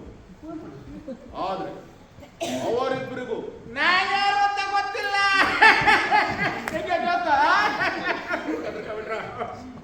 ನಿಮ್ಗೆ ಅವ್ರ ಪರಿಚಯ ಇದೆಯಾ? ಇದೆ. ಅಲ್ರಿ, ನಿಮಗ ಅವ್ರ ಪರಿಚಯ ಇರೋದಲ್ಲ, ಅವರಿಬ್ಬರಿಗೂ ನಿಮ್ಮ ಪರಿಚಯ ಇದೆಯಾ? ಸರಿ ಸರ್, ನೀವು ಹೇಳೋದು ನಿಜ. ಮಹಾರಾಜರಿಗೆ ನನ್ನ ಪರಿಚಯ ಇಲ್ಲ ಒಪ್ಕೋತೇನೆ, ಆದ್ರೆ ಕುವೆಂಪು ಅವರಿಗೆ ನನ್ನ ಪರಿಚಯ ತುಂಬಾ ಚೆನ್ನಾಗಿದೆ. ಓ, ನೀವು ಅವ್ರ ಸ್ಟೂಡೆಂಟ್? ಸ್ಟೂಡೆಂಟ್ ಆಗ್ಲಿಕ್ಕೆ ಆಗ್ಲಿಲ್ಲ, ಆದ್ರೆ ಅವರು ನನ್ನ ಇಷ್ಟು ವರ್ಷದಿಂದ ನೋಡ್ತಾನೇ ಇದ್ದಾರೆ ಅಂತಂದ್ಮೇಲೆ ನನ್ನ ಪರಿಚಯ ಅವ್ರಿಗೆ ಇರ್ಬೇಕಲ್ವ ಸರ್? ಯಾಕ್ರಿ ಇಷ್ಟು ವರ್ಷದಿಂದ ನಿಮ್ಮನ್ನು ನೋಡ್ತಾರೆ? ಓ, ನೀವು ಅವ್ರ ಪಕ್ಕದ ಮನೆಯವರ? ಇಲ್ಲ, ಒಂದೇ ಮನೆಯವರು. ಅವರು ನಮ್ಮ ತಂದೆ. ಯಾರು? ಭಾವ, ಇವ್ರ ಹೆಸರು ಪೂರ್ಣಚಂದ್ರ ತೇಜಸ್ವಿ ಅಂತ. ಇವರು ಕುವೆಂಪು ಅವ್ರ ಮಗ. ಮೊದಲೇ ಎಕ್ಸ್ಟ್ರೀಮ್ಲಿ ಸಾರಿ. ನೀನು ಬಂದಿದ್ಯಾ? ಪಾಸ್ ಮಾಡು. ಹೋಗ್ಬಿಟ್ಟು ಕೇಸರಿ ಬಾತು ಇದು ಎಕ್ಸ್ಟ್ರಾ ಗೋಡಂಬಿ ಎಲ್ಲ ಹಾಕು. ಇವತ್ತು ರಾತ್ರಿ ಊಟ ನಮ್ಮನೇಲಿ. ಇಲ್ಲ ಸರ್, ಇಲ್ಲ, ಟಿಕೆಟ್ ಬುಕ್ ಆಗಿದೆ, ನಾನು ಸಂಜೆ ರೈಲ್ ವಾಪಸ್ ಹೋಗ್ಲೇಬೇಕು.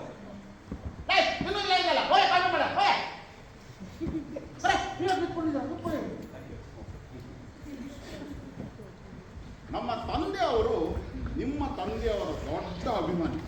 ಅದು ಹೇಗಾಡ್ತಿ ಅಂತ ಒಂದು ಬುಕ್ ಬರ್ತಿದ್ದಾರೆ ನೋಡಿ, ದಪ್ಪ ಬುಕ್. ಸರ್ ಸರ್ ಸರ್, ಹೇಗಾಡ್ತಿ ಅಲ್ಲ, ಅದು ಹೆಗ್ಗಡ್ತಿ. ಹೌದಾ?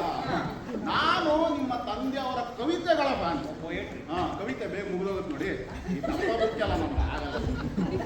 ಅಲ್ಲ, ನಮ್ಮ ತಂದೆಯವರು ಯಾವ ಕವಿತೆ ತಮಗೆ ಬಹಳ ಇಷ್ಟ? ಅದು ಹೇಳಿ. ಭಕ್ತಿಗೀತೆ ತುಂಬಾ ಫೇಮಸ್ ಇದೆ. ಕುವೆಂಪು ಭಕ್ತಿಗೀತೆನ? ಅದು ಭಕ್ತಿಗೀತೆ. ಮನೆ ಮಕ್ಕಳು ಗ್ರೌಂಡಲ್ಲಿ ಆಡ್ತಿದ್ರಲ್ಲ ಭಕ್ತಿಗೀತೆ. ಓ, 100 ದೇವರನ್ನೆಲ್ಲ ನೂಕಾಚೆ ದೂರ. ನೂಕಾಚೆ ದೂರ ಅಂದ್ಬಿಟ್ರ? ಹಾ ಭಾವ, 100 ದೇವರನ್ನೆಲ್ಲ ನೂಕಾಚೆ ದೂರ. ಭಾರತಾಂಬೆಯೇ ದೇವಿ ನಮಗಿಂದು ಪೂಜಿಸುವ ಬಾರ. ದೇಶಭಕ್ತಿ ಗೀತೆ. ಅದು ಭಕ್ತಿಗೀತೆ, ದೇಶಭಕ್ತಿ ಗೀತೆ ಸ್ವಲ್ಪ ಕನ್ಫ್ಯೂಸ್ ಆಗೋಯ್ತು. ಮಿಸ್ಟರ್ ಪೂರ್ಣಚಂದ್ರ, ನೀವೇನ್ ಮಾಡ್ಕೊಂಡಿದ್ದೀರಾ?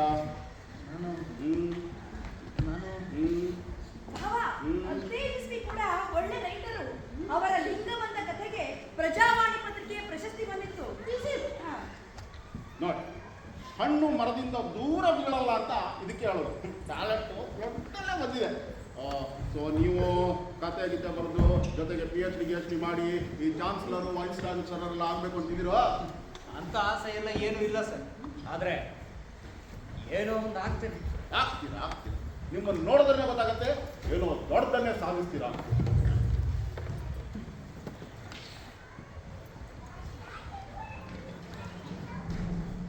ನಮ್ಮಿಬ್ಬರ ಮದುವೆ ನವೆಂಬರ್ 27, 1966 ಆಯಿತು. ಅಲ್ಲಿವರೆಗೂ ರೈಲ್ವೆ ಸ್ಟೇಷನ್ನು, ಟೌನ್ ಹಾಲ್ಗಳಲ್ಲಿ ಭೇಟಿ ಆಗ್ತಾ ಇರ್ತೀವಿ.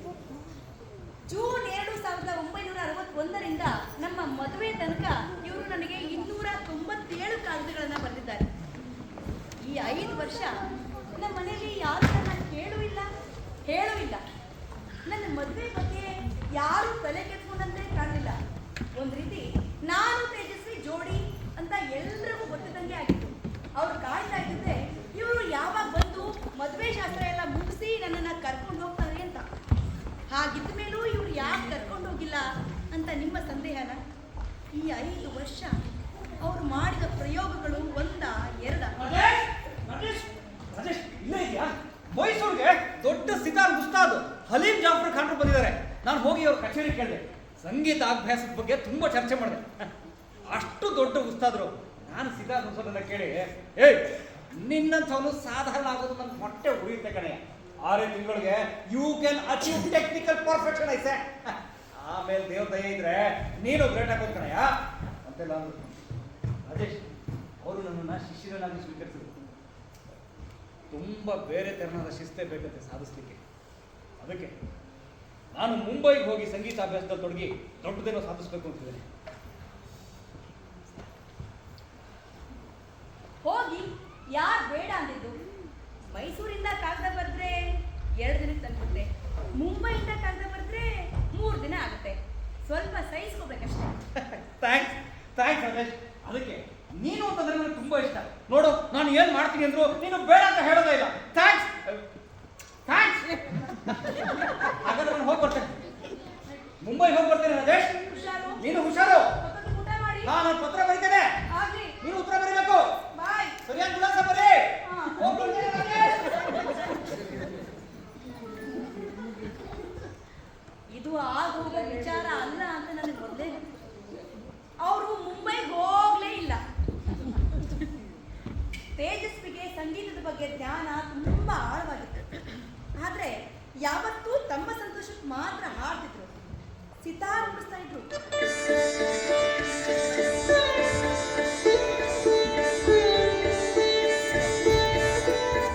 ಎಷ್ಟೋ ಸಲ ನಾನು ನಿದ್ದೆಯಿಂದ ಎಚ್ಚರಿಕೊಂಡು ಗಂಧರ್ವಲೋಕದ ಏನೋ ಒಂದು ಕೇಳಿಸ್ತಾ ಇದೆ ಅಂತ ಕೇಳಿಸ್ಕೊಂಡು ಹಾಗೆಯೇ ನಿದ್ದೆ ಹೋಗ್ತಾ ಇದ್ದೆ.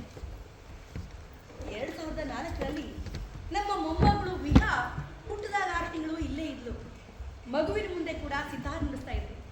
ಅವಳು ಕೇಳಿಸ್ಕೊಂಡು ಹಾಗೆಯೇ ನಿದ್ದೆ ಹೋಗ್ತಾ ಇದ್ದೆ. ಅವರು ಹೋದ ಹಿಂದಿನ ರಾತ್ರಿಯೂ ಕೂಡ ಮಗುನ ಮಂಚದ ಮೇಲೆ ಕೂರಿಸ್ಕೊಂಡು ಶಿವರಂಜನಿ ರಾಗ ನುಡಿಸಿದ್ರು. ಖಂಡಿತ ಅವರು ಮುಂಬೈಗೆ ಹೋಗಿ ಸಂಗೀತದಲ್ಲೇ ತೊಡಗಿಸಿಕೊಂಡಿದ್ದರೆ ಅವರಿಗಿದ್ದ ಪ್ರತಿಭೆಗೆ ಅವರಿವತ್ತು ದೇಶದಲ್ಲೇ ದೊಡ್ಡ ಹೆಸರಿನ ಸಂಗೀತಗಾರ ಆಗಿರ್ತಾರೆ. ಆದರೆ ಇವರಿಗೆ ಯಾವುದನ್ನು ಗುರು ಮುಖೇನ ಕಲಿಯುವ ಅಭ್ಯಾಸವೇ ಇಲ್ಲ. ಅಷ್ಟರ ಮಟ್ಟಿಗಿನ ಸ್ವತಂತ್ರ ಮನೋಭಾವದವರು. ನಳಿನಿ ಕಾಳಿಕರು ಮೇವು ಹಾಕ್ಬಾರೆ ಇಲ್ಲಂದ್ರಲ್ಲಿ ಎಲ್ಲರ ಜೊತೆ ಮಾತಾಡ್ತಾ ನಿಂತು ಬಿಡ್ತಾಳೆ.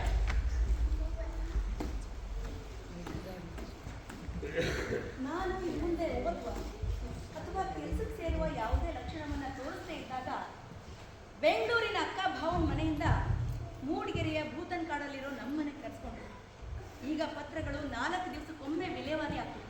ಮದುವೆ ಆದ ಹೆಣ್ಮಕ್ಳು ಮನೆಯಲ್ಲೇ ಇದ್ರೆ ಅಕ್ಕಪಕ್ಕದ ಮನೆಯವರು ಬಾಯಿ ಬಂದು ಹಾಕಿ ಮಾತಾಡ್ತಾರೆ. ಅಷ್ಟು ಕಷ್ಟ ಆಗಿದ್ರೆ ಯಾಕೆ ಮನೇಲೆ ಇಟ್ಕೊಂಡಿದ್ಯಾ? ಇಲ್ಲ, ಸಿಕ್ಕದವ್ರು ಕೊಟ್ಟು ಮದುವೆ ಮಾಡ್ತೀನಿ. ಮಾತು ನಿನಗೂ ಅದೇ ತರ ಬೇಕಾಗಿರೋದು. ನನ್ನನ್ನು ಸಾಕಾಕೋದು. ಮುಚ್ಚ ಬಾಯಿ. ಒಬ್ಬನ ಇಷ್ಟಪಡ್ತಾಳಂತೆ, ಇನ್ನೊಬ್ಬನ ಮದುವೆ ಆಗ್ತಾಳಂತೆ. ಹೆಣ್ಣಾದವಳಿಗೆ ನೀ ಹತ್ತಿರ್ಬೇಕು. ನಾ ಏನು ಹೇಳಿಲ್ಲ, ನೀನೇ ಮದುವೆ ಮಾಡಿಸ್ತೀಯ ಅಂತ ಹೇಳಿದ್ದು. ಹಾಗೆ ಮಾಡಿಸೋದಾದ್ರೆ ಹೆಣ್ಣೆ ಕೈ ಕಾಲು ಕಟ್ಟಿ ಹಾಕಿ ಸಿಕ್ಕದವ್ರು ಕೊಟ್ಟು ಮದುವೆ ಮಾಡಿಸ್ತಿದ್ದೆ. ಬೇರೆ ಹೆಂಗಸರು ಮೊಮ್ಮಕ್ಕಳನ್ನ ತಂತ್ರ ಇಟ್ಕೊಂಡು ಓಡಾಡೋದನ್ನ ನೋಡಿ ನನ್ನ ಮಗಳು ಈಗಲೂ ಪತ್ರ ಬರೀತಿದ್ದಾಳಲ್ಲ ಅಂತ ಹೊಟ್ಟೆವ್ರದ್ದು ಹೇಳಿದ್ದು. ಅಮ್ಮನಿಗೆ ಹೀಗೆ ಹೇಳಿದೆ ಅಂತ ಪತ್ರ ಬರೆಯೋದು ಸರಿ. ಅಮ್ಮನಿಗೆ ನನ್ನ ವ್ಯಕ್ತಿತ್ವ, ನನ್ನ ಮೇಲೆ ತುಂಬ ಪ್ರೀತಿ. ಆದರೆ ಮದುವೆ ಅಂತ ಆಗದೆ ಇದ್ರೆ ನಮ್ಮ ಸಮಾಜದಲ್ಲಿ ಎಂಥ ಪ್ರೀತಿಯೂ ಅಪತ್ಯ ತಾನೆ.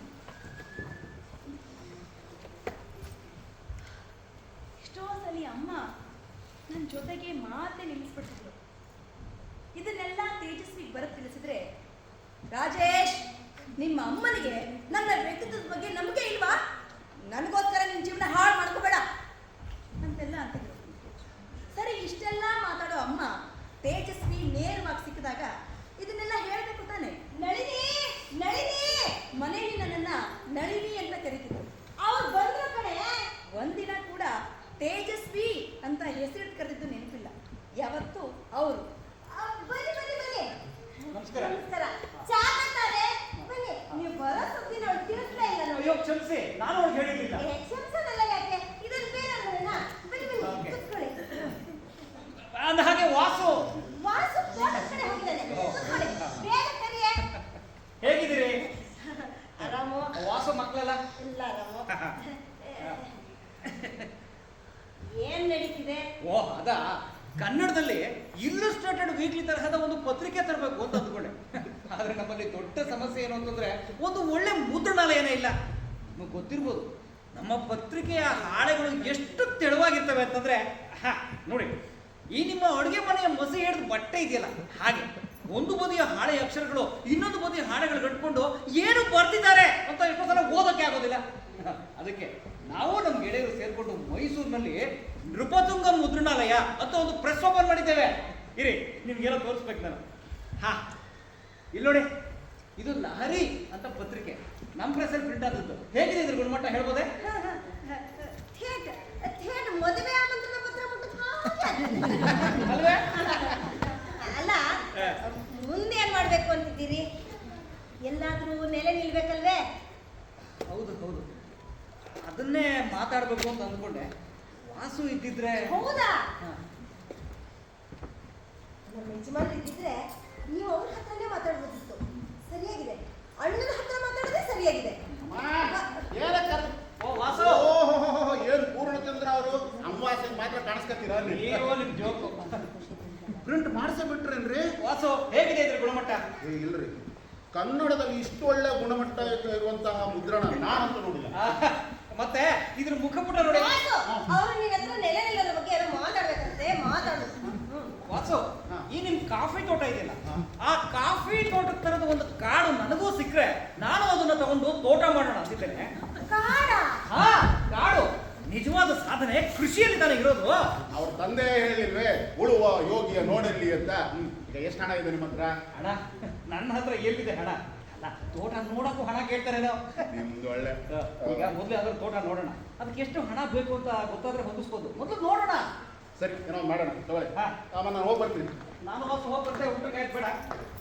ವಾಸು, ಯಾವ ಬೆಂಬಲವೂ ಇಲ್ಲದೆ ಒಬ್ಬ ವ್ಯಕ್ತಿ ಎಷ್ಟು ಕನಸುಗಳನ್ನ ಕಾಣಕ್ ಸಾಧ್ಯ? ಕನ್ನಡದಲ್ಲಿ ವಿಶ್ವಮಟ್ಟದ ಮುದ್ರಣ ಬೇಕು ಅಂತ ತೇಜಸ್ವಿ ತಾವೇ ಪ್ರೆಸ್ ತೆಗೆಯಲು ಮುಂದಾದರು. ಆದ್ರೆ ಅದಕ್ಕೆ ಬೇಕಾದಂತ ವಯಸ್ಸು ಕಾಸು ಎರಡೂ ಕಡಿಮೆ ಇತ್ತು. ಆದರೂ ಹಲವರ ಅವಗಣನೆ ವಿರೋಧದ ನಡುವೆಯೂ ನೃಪತುಂಗ ಮುದ್ರಣಾಲಯವನ್ನ ತರದು. ಆಗಿನ ಕಾಲಕ್ಕೆ 50,000 ಕೊಟ್ಟು ಮುದ್ರಣಾಲಯವನ್ನು ತಂದರು. ಅದು ತುಂಬ ಆಟೋಮ್ಯಾಟಿಕ್ ಯಂತ್ರ. ಅದು ಬೇರೆ ಬೇರೆ ಯಂತ್ರಗಳು ಗಂಟೆಗೆ 5 ಪ್ರತಿ ಎತ್ತಿದ್ರೆ ಇದು 7,000 ಪ್ರತಿ ಎತ್ತಿತ್ತು. ಬೆಳಿಗ್ಗೆಯಿಂದ ರಾತ್ರಿವರೆಗೂ ತೇಜಸ್ವಿ ಮುದ್ರಣಾಲಯದಲ್ಲೇ ದುಡಿದ್ರು. ಕೆಲವೊಮ್ಮೆ ಮಧ್ಯರಾತ್ರಿ ಮನೆಗೆ ಬಂದು ಮತ್ತೆ ಬೆಳಗಿನ ಜಾವ ಪ್ರೆಸ್ಸಿಗೆ ಹೋಗ್ತಿದ್ರು.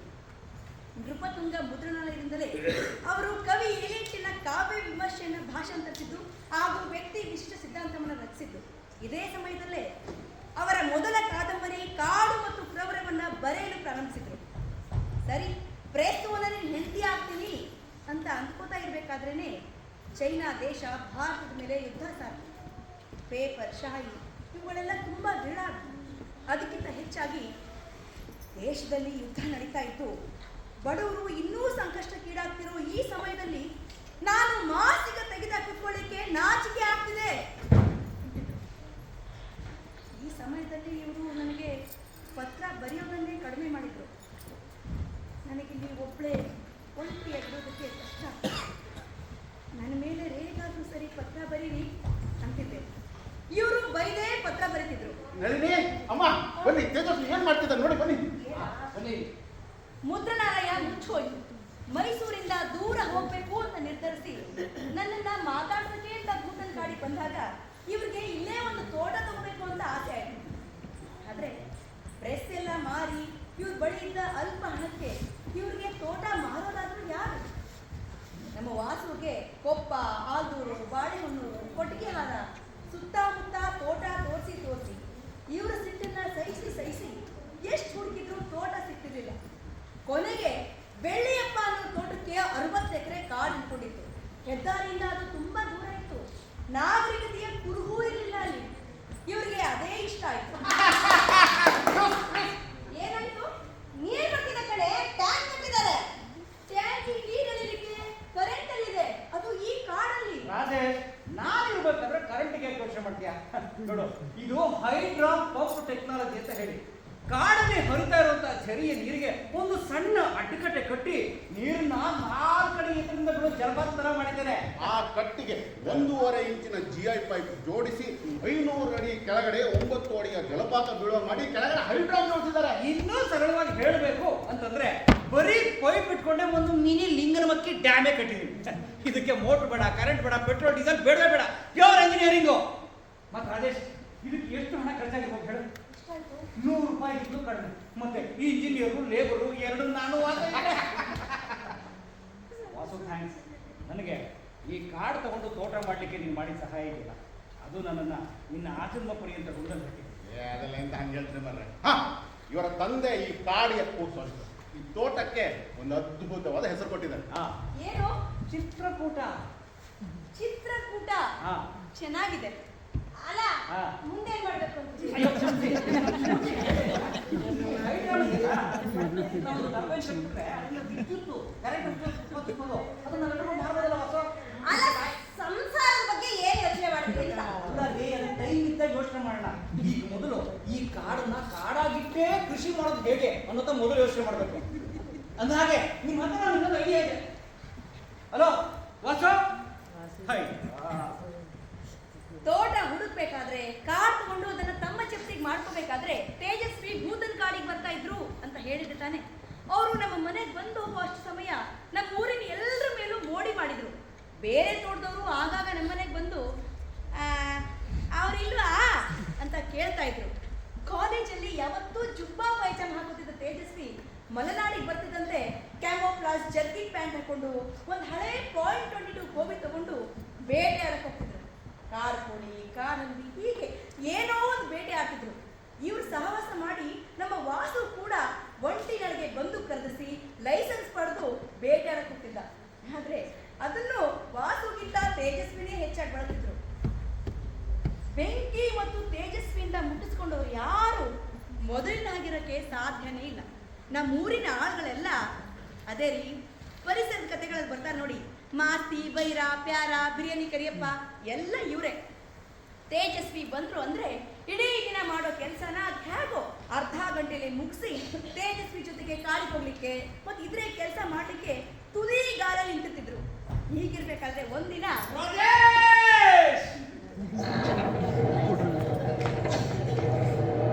ರಾಜೇಶ್, ನೀನು ಯಾವಾಗಲೂ ಹೇಳ್ತಿದ್ದಲ್ಲ ನನಗೇನು ಉಡುಗೊರೆ ಕೊಟ್ಟಿದ್ದೀಯ ಅಂತ.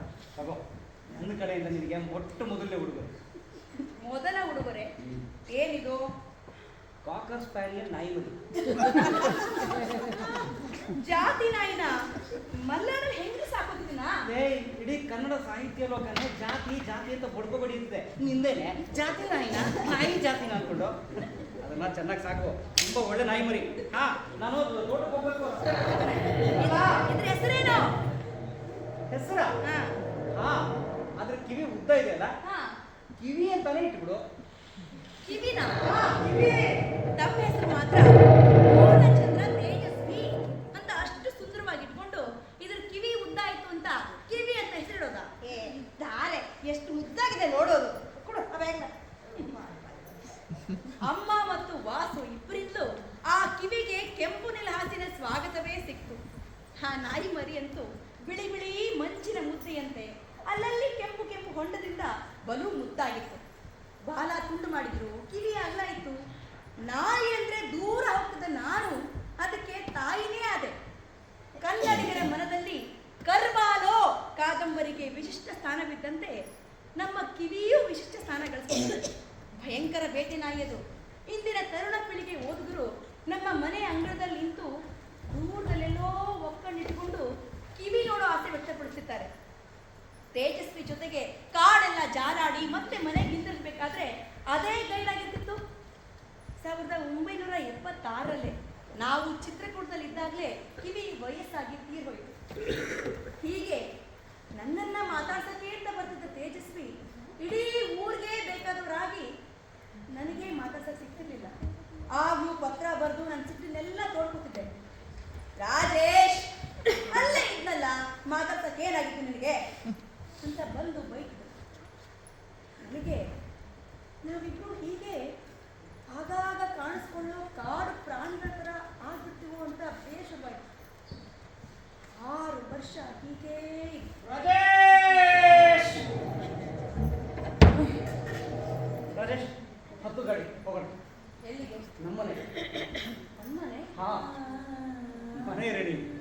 ತೋಟ ರೆಡಿ, ತೋಟಕ್ಕೆ ರಸ್ತೆನೂ ಹಾಕ್ಸಿದಾಯ್ತು.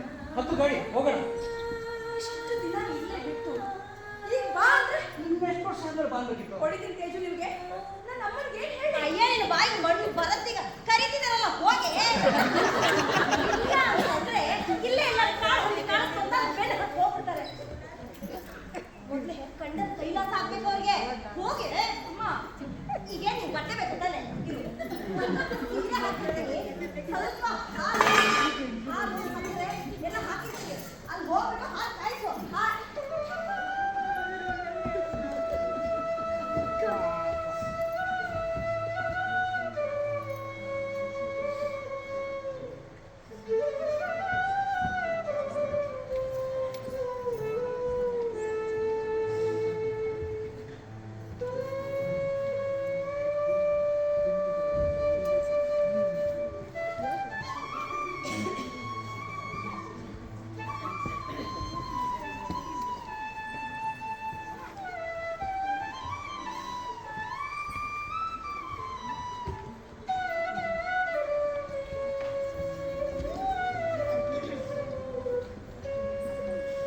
ನಾನು ಆಮೇಲೆ ಬಂದೆ.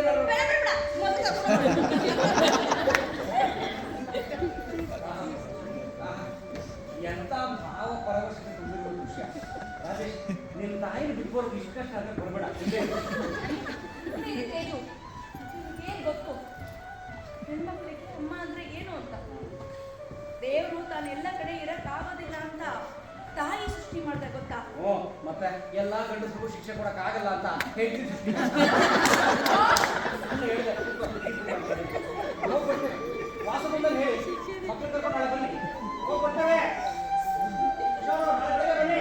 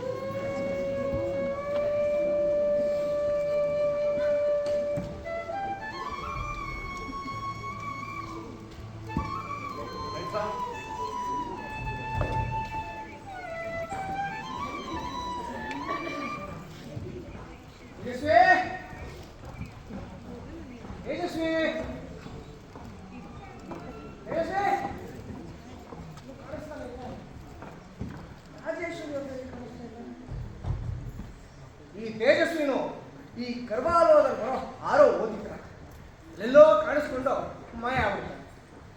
ಇವರ ಅಣ್ಣನ ನೆನಪು ಬುಕ್ಕಲ್ಲಿ ಅವ್ರ ಅಪ್ಪನಿಗಿಂತ ಹೆಚ್ಚು ನನ್ನ ಬಗ್ಗೆನೇ ಬರೆದು. ಆ ಬುಕ್ಕಿನ ಹೆಸರು ಅಣ್ಣನ ನೆನಪು ಬದಲು ಶಾಮಣ್ಣನ ನೆನಪು ಅಂತ ಇಡಬೇಕಿತ್ತು.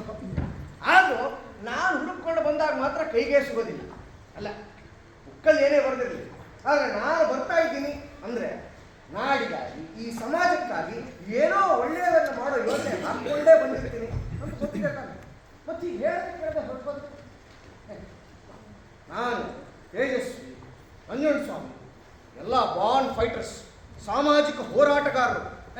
ನಿಮ್ಮ ಇವತ್ತಿನ ವೋಕ್ ಜನರೇಷನ್ ಥರ ಸಸ್ತಾ ಇಂಟರ್ನೆಟ್ನಲ್ಲಿ ಯಾವುದೋ ಒಂದು ವಿಷಯದ ಮೇಲೆ ಲೈಕು, ಕಮೆಂಟು, ಸಬ್ಸ್ಕ್ರೈಬು, ಫಾರ್ವರ್ಡು ಮಾಡಿ ನಮ್ಮ ಸಾಮಾಜಿಕ ಜವಾಬ್ದಾರಿ ಮುಗೀತು ಅಂತ ಹೇಳಿ ಕೂತ್ಕೊಳ್ಳೋವಂಥವ್ರಲ್ಲ. 1970ರಿಂದ 2000 ತನಕ ಕನ್ನಡ ನಾಡಿನ ಎಲ್ಲ ಸಮಾಜಮುಖಿ ಚಳುವಳಿಗೆ ಬುನಾದಿ ಹಾಕಿದವರು. ನಾನು ಕಡದಾಳ ಶಾಮಣ್ಣ, ನಾನು Tejaswi, Nanjundaswamy, N D Sundareshu, B N Sriramu, K M ರಾಮದಾಸರು ಮತ್ತಿನ್ನು ಹಲವಾರು ಜನ ರಾಮ್ ಮನೋಹರ್ ಲೋಹಿಯಾ ಅವರಿಂದ ಪ್ರಭಾವಿತರಾಗಿ ಸಮಾಜವಾದಿ ಯುವಜನ ಸಭಾದಲ್ಲಿ ಸಕ್ರಿಯವಾಗಿ ಪಾಲ್ಗೊಂಡವರು. ಜಾತಿ ವಿನಾಶ ಚಳವಳಿ, ಭಾಷಾ ಚಳವಳಿ, ರೈತ ಚಳವಳಿ, ದಲಿತ ಚಳವಳಿ, ಕನ್ನಡ ಸಾಹಿತ್ಯ ಚಳವಳಿ ಇವೆಲ್ಲ ನಮ್ಮ ನೆಲದ ಅತ್ಯಂತ ಮೂಲಭೂತವಾದ ಚಾರಿತ್ರಿಕ ಸೆಳೆತವಾಗಿತ್ತು. ನಾನು ಮತ್ತು ತೇಜಸ್ವಿಯೇ ಮೊದಲ ದಕ್ಷಿಣ ಭಾರತದ ಬೆಳೆಗಾರರ ಒಕ್ಕೂಟ ಮಾಡಿದ್ದು. ನಿಮ್ಮ ಡಾನ್ ಜಯರಾಜ್ ಆಮೇಲೆಲ್ಲ ಅಟ್ಯಾಕ್ ಮಾಡಿಸಿದ್ದ. 1974ರಲ್ಲಿ ನಾವೆಲ್ಲರೂ ಮತ್ತು ಚಂದ್ರಶೇಖರ ಪಾಟೀಲರು ಸೇರಿಕೊಂಡು ನಡೆಸಿದ ಕರ್ನಾಟಕ ಬರಹಗಾರರ ಒಕ್ಕೂಟ ಕರ್ನಾಟಕ ಸಾಹಿತ್ಯದಲ್ಲೇ ದೊಡ್ಡ ತಿರುವು ಕೊಟ್ಟಿತ್ತು. ಅದಕ್ಕೆ ವಿರುದ್ಧವಾಗಿದ್ದ ಕೆಲವು ಒಟುಗಳು ಬಹಳ ಸಮಯದವರೆಗೆ ಒಟುಗುಟ್ಟುತ್ತಲೇ ಇದ್ರು. ನಮ್ ಜಾತಿ ಹುಡುಗಿ ಮೇಲೆ ಕೊಂಡಾಗ್ತಾನೆ ರಕ್ತ ರಕ್ತ ಹಾಕ್ಬಿಡ್ತೀವಿ ಅಂತ ಹೇಳಿ ಬಂದವ್ರೆ. 87ರಲ್ಲಿ ನಾವು ಶೃಂಗೇರಿಯಲ್ಲಿ ಒಂದು ಜಾತಿ ವಿನಾಶ ಚಳವಳಿ ನಡೆಸಬೇಕಾಗಿ ಬಂತು. ಶೃಂಗೇರಿಯಲ್ಲಿ ಇಬ್ರು ಹುಡುಗ ಹುಡುಗಿಯರು ಲವ್ ಮಾಡಿ ಅಂತರ್ಜಾತಿ ವಿವಾಹ ಆದ್ದಕ್ಕೆ ಆ ಹುಡುಗಿಯ ಅಪ್ಪ ಅಮ್ಮನನ್ನ ಬ್ರಾಹ್ಮಣರು ಬಹಿಷ್ಕಾರ ಹಾಕಿದ್ರು. ಮತ್ತೊಮ್ಮೆ ಇದೇ ರೀತಿ ಇಬ್ರು ಹುಡುಗಿಯರು ಕೂಡ ಪ್ರೀತಿಸಿ ಇದೇ ಜಾತಿ ಕಾರಣದಿಂದ ಮದುವೆ ಆಗ್ಲಿಕ್ಕೆ ಆಗದೆ ಆತ್ಮಹತ್ಯೆ ಮಾಡ್ಕೊಂಡು ಸತ್ತು. ಇವತ್ತು ಗೊಂದಲ ಮಾಡ್ಕೋಬೇಡಿ, ಆ ಇಬ್ರು ಹುಡುಗಿಯರು ಒಬ್ರನ್ನೊಬ್ರು ಲವ್ ಮಾಡ್ತಿರ್ಲಿಲ್ಲ, ಅವರಿಬ್ರು ಬೇರೆ ಬೇರೆ ಹುಡುಗರನ್ನ ಲವ್ ಮಾಡ್ತಾ ಇದ್ರು. ಜಾತಿ ಕಾರಣದಿಂದ ಮದುವೆ ಆಗ್ಲಿಕ್ಕೆ ಆಗದೆ ಆತ್ಮಹತ್ಯೆ ಮಾಡ್ಕೊಂಡು ಸತ್ರು. ಆಗಿನ್ನು ಈ ಆರ್ಟಿಕಲ್ 377 ಇತ್ತು. ಅದಕ್ಕೆ ತೇಜಸ್ವಿ ನೋಡ್ರಿ ಹಿಂಗೆಲ್ಲ ನಡೀತಿದೆ, ಶೃಂಗೇರಿಯಲ್ಲೇ ಜಾತಿ ವಿನಾಶ ಸಭೆ ಮಾಡಿಸಿ ಅಂತಂದ್ರು. ಅದಕ್ಕೆ ನಾವು ರೆಡಿ ಅಂದ್ವಿ. ಆಗೋರಲ್ಲೊಂದು ಭಾಷಣ ಮಾಡಿದ್ರು. ಏನೇ ಹೇಳ್ರಿ, ವಿಷಯವನ್ನು ನಿಖರವಾಗಿ ನೆತ್ತಿ ಮೇಲೆ ಹೊಡೆದಂಗೆ ಹೇಳೋದ್ರಲ್ಲಿ ನನ್ನ ಗೆಳೆಯ ನಿಸೀಮ. ಒಂದು ನಿಮಿಷ ಇದೆ, ಒಂದು ನಿಮಿಷ. ಇಂಥದ್ದನ್ನೆಲ್ಲ ಮೇನ್ ಪೇಜಲ್ಲಿ ಹಾಕಲ್ಲ, ಎಲ್ಲೋ ಮಧ್ಯದಲ್ಲಿ ಮೂಲೆ ನಡೆಸಿಟ್ಟಿರ್ತಾರೆ. ಹಾ, ಸಿಕ್ತು. ಅವರಲ್ಲಿ ಆಡಿದ ಮಾತುಗಳನ್ನು ನಿಮಗೆ ತಿಳಿಸ್ತೀನಿ, ಕೇಳಿಸ್ಕೊಳ್ಳಿ. ಸ್ವತಂತ್ರ ನಂತರ ಈ ದೇಶದಲ್ಲಿ ಜಾತಿಗಳು ಹೊರಟು ಹೋಗ್ತವೆ ಅಂತ ಭಾವಿಸ್ತಾರೆ. ಆದರೆ ಹಾಗಾಯ್ತಾ? ನೆಹರು ಎಂಬ ಪ್ರಧಾನಿಯರು ಬೇಕಾಗಿಲ್ಲ. ಆತನಿಗೆ ಜಾತಿಯ ಬೇರುಗಳು ಸಡಿಲವಾಗುವುದು ಬೇಕಾಗಿದ್ದರೆ 30 ವರ್ಷಗಳ ಹಿಂದೆಯ ಚರಣ್ ಸೈನ್ IAS ಮತ್ತು IPS ಪದವಿಗಳನ್ನ ಅಂತರ್ಜಾತಿ ವಿವಾಹಿತರಿಗೆ ಮಾತ್ರ ಕೊಡು ಅಂತ ಶಿಫಾರಸು ಮಾಡಿದ್ರು. ಆದರೆ ಮನು ಎಂಬ ನೀಚ ವ್ಯಕ್ತಿಯಿಂದ ಸೃಷ್ಟಿಗೊಂಡಂತಹ ಜಾತಿ ಚೌಕಟ್ಟಿನ ಈ ದೇಶಕ್ಕೆ ಮೊಟ್ಟ ಮೊದಲ ಪ್ರಧಾನಿಯಾದ ನೆಹರುಗೆ ಅದು ಬೇಕಾಗಿಲ್ಲ. ಜಾತಿ ಈ ದೇಶದಲ್ಲಿ ಎಂತಹ ಚೈತನ್ಯಾಗಿ ಕೆಲಸ ಮಾಡ್ತಾರೆ ಗೊತ್ತಾ? ಅಲ್ಲೆಲ್ಲೋ ದೂರದ ರಷ್ಯಾದಲ್ಲಿ ಒಬ್ಬ ಮೋಚಿ ಮಗ ಸ್ಟಾಲಿನ್ ಆ ದೇಶದ ನಾಯಕರಾಗ್ತಾರೆ. ಆದ್ರೆ ಇಲ್ಲಿ ಒಬ್ಬ ಅಂಬೇಡ್ಕರ್ಗಾಗಿ ಜಗಜೀವನ್ ರಾಮ್ಗಾಗಿ ಅದು ಸಾಧ್ಯ ಆಯ್ತಾ? ಇಬ್ರು ಮನೆಯವರೆಗೂ ವೇದನೆಯಲ್ಲಿ ತಮ್ಮ ಅಂತ್ಯವನ್ನು ಕಂಡು ಬಿಡಿ. ಇಲ್ಲಿ ಈ ಕಡೆ ಈ ಶೃಂಗೇರಿ ಏರಿಯಾದಲ್ಲಿ ಒಬ್ಬ ಬ್ರಾಹ್ಮಣರ ಹುಡುಗಿ ಒಬ್ಬ ಹರಿಜನ ಹುಡುಗ ಮದುವೆ ಆದ ಕಾರಣಕ್ಕೆ ಸೃಷ್ಟಿಯಾಗಿರುವಂತಹ ಈ ಸಾಮಾಜಿಕ ಬಹಿಷ್ಕಾರದ ಈ ಕಾಲಮಾನದಲ್ಲಿ ನಿಂತು ನಾವೆಲ್ಲರೂ ಒಂದು ಬದಲಾವಣೆಯನ್ನು ಯೋಚಿಸಬೇಕಾಗಿದೆ. ಅಂತರ್ಜಾತಿ ವಿವಾಹಿತರಿಗೆ ಸರ್ಕಾರಿ ನೌಕರಿಯಲ್ಲಿ 5% ಮೀಸಲಾತಿಯನ್ನು ಕೊಡುವಂಥದ್ದು, ಅಂತರ್ಜಾತಿ ವಿವಾಹಿತ ದಂಪತಿಗಳಿಗೆ ಸೂಕ್ತ ಭದ್ರತೆಯನ್ನು ಒದಗಿಸುವಂಥದ್ದು, ಅಂತರ್ಜಾತಿ ವಿವಾಹಿತರ ಮಕ್ಕಳುಗಳಿಗೆ ವಿದ್ಯಾಭ್ಯಾಸವನ್ನು ಮೀಸಲಾತಿಯನ್ನು ಕೊಡುವಂಥದ್ದು, ಮತ್ತು ಬಹಳ ಮುಖ್ಯವಾಗಿ ಅಂತರ್ಜಾತಿ ವಿವಾಹಿತರ ಮುಂದಿನ ಸಂತತಿ ಎಲ್ಲವೂ ಜಾತಿ ಕಾಲಂಗಳಲ್ಲಿ ಭಾರತೀಯ ಅಂತಷ್ಟೇ ಬರೆಯುವಂಥದ್ದು. ಭಕ್ಮರೆ ಮಗನೇ, ಕುವೆಂಪು ಅವರ ಮಗನಾಗಿ ಹುಟ್ಟಕ್ಕೂ ಸಾರ್ಥಕಾಯ್ತು ಬಿಡ್ರಿ. ಮತ್ತೆ ಇವತ್ತಿನ ಥರ ನೀವುಗಳೆಲ್ಲ ವಾಟ್ಸ್ಆ್ಯಪ್ ಯೂನಿವರ್ಸಿಟಿಗೆ ಹೋಗಿ ಅರೆ ಬರೆ ತಿಳ್ಕೊಂಡು ನೆಹರು ಬೈದು ನಾವು ಬೈದಿದ್ದೀವಿ ಯಾರಿವಾಗ ಅನ್ನೋದಲ್ಲ. 70-80ರ ದಶಕದಲ್ಲಿ ಯಾರ ಗದ್ದಿಗೆಯಲ್ಲಿದ್ದದ್ದು? ಶಫ್ದರ್ ಹಸ್ನಿ ಅವರನ್ನ ಬೀದಿ ನಾಟಕ ಆಡ್ಬೇಕಾದ್ರೆ ಬೀದಿಯಲ್ಲೇ ಕೊಚ್ಚು ಕೊಂದು. ಈ ಗದ್ಗೆಯಲ್ಲಿ ಕುಂತವರಲ್ಲ, ಅವ್ರ ವಿರುದ್ಧ ಬಹಿರಂಗವಾಗಿ ಮಾತಾಡಿ ನೋಡೋಣ, ಗೊತ್ತಾಗುತ್ತೆ ಗುಂಡಿಗೆ ಅಂದ್ರೆ ಏನು ಅಂತ. ಅವರೇ ಬಂದ್ರು ಅನ್ಸುತ್ತೆ.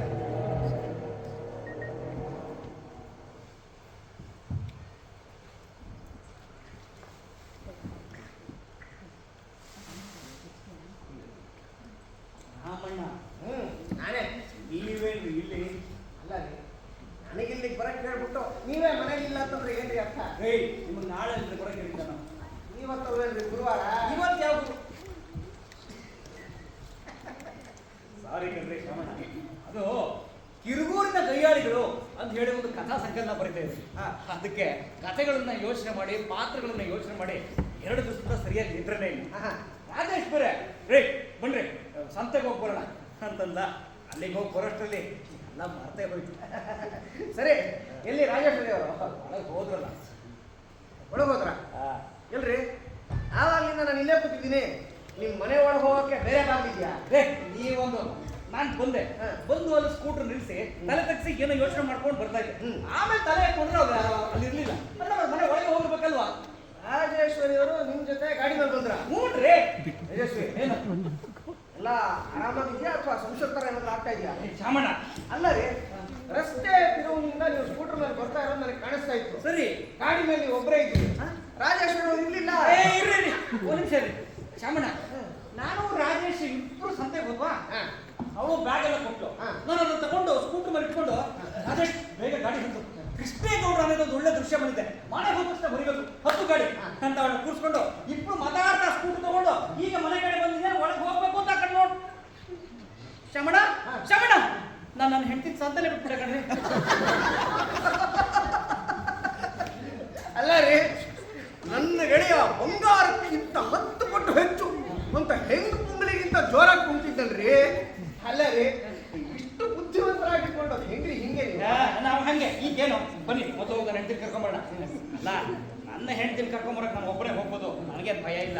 ಆದ್ರೆ ಈಗ ನಾನು ಒಬ್ಬನೇ ಹೋದ್ರೆ ಅವಳು ಬಾಯಿಗೆ ಒಂದೊಂದು ಬೈತಾಳೆ. ನೀವಿದ್ರೆ ಒಂಚೂರು ಜೋಗು ಮಾಡಿ ಸರಿ ಮಾಡ್ಬಿಡ್ತೀರಾ? ಬನ್ನಿ ಹೋಗೋಣ.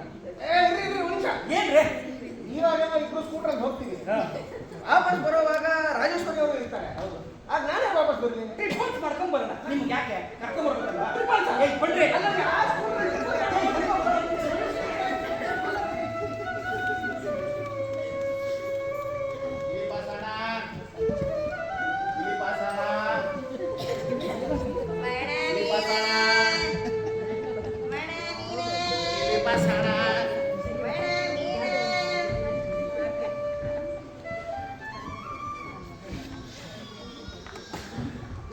ಓ, ಎಲ್ಲಿ ಹೋಗ್ಬಿಟ್ಲು ಅಂತ ಅನ್ಕೊಂಡ್ರಾ?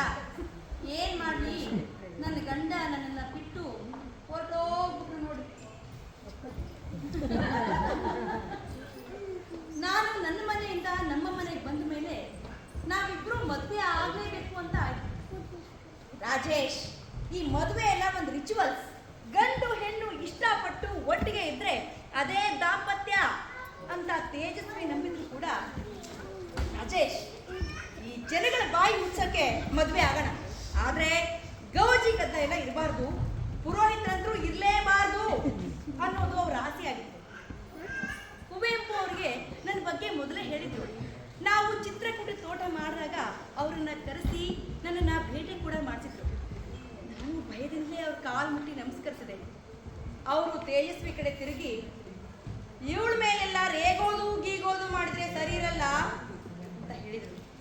ನನಗಾಗಲೇ ಇವರ ಮನೆಯವ್ರಿಗೂ ನಾನು ಅಡ್ಡಿ ಇಲ್ಲಪ್ಪ ಅಂತ ಗೊತ್ತಾಗಿತ್ತು. ಕುವೆಂಪು ಅವರು ಪುರೋಹಿತ ಶಾಹಿಯನ್ನೆಲ್ಲ ವಿರೋಧಿಸಿ ಮಂತ್ರ ಮಾಂಗಲ್ಯ ಅನ್ನುವಂಥ ಹೊಸ ವಿವಾಹ ವಿಧಿನ ರಚಿಸಿದ್ರು. ನಾನು ಮತ್ತೆ ತೇಜಸ್ವಿಯೇ ಮಂತ್ರ ಮಾಂಗಲ್ಯದಲ್ಲಿ ಮದುವೆಯಾದ ಮೊದಲ ಜೋಡಿ. 1966ರಲ್ಲಿ ಇದು ತುಂಬಾ ದೊಡ್ಡ ಕ್ರಾಂತಿಯಾಗಿತ್ತು. ಮತ್ತೆ ನಮಗೆ ಮಂತ್ರ ಮಾಂಗಲ್ಯದ ವಿಧಿಗಳನ್ನ ಬೋಧಿಸಿದ್ದು ಸ್ವತಃ ಕುವೆಂಪು ಅವರೇ. ನಾವಾದ್ಮೇಲೆ ಸುಮಾರು ಜನ, ನಮ್ಮ ಕಡಿದಾಳ ಶಾಮಣ್ಣ ಮತ್ತೆ ಶ್ರೀದೇವಿ ಅಕ್ಕ ಕೂಡ ಮಂತ್ರ ಮಾಂಗಲ್ಯದಲ್ಲೇ ಮದುವೆಯಾಗಿದ್ರು. ಅಂದಿನ ಯುವ ಪ್ರೇಮಿಗಳು ಅವರ ಮನೆಯವರು ಒಪ್ಪದೇ ಇದ್ದಾಗ ನಮ್ಮಲ್ಲಿಗೆ ಬರ್ತಿದ್ರು. ನಾವೇ ಅವ್ರಿಗೆ ಮಂತ್ರ ಮಾಂಗಲ್ಯ ರೀತಿಯಲ್ಲಿ ಮದುವೆ ಮಾಡಿಸ್ತಾ ಇದ್ವಿ.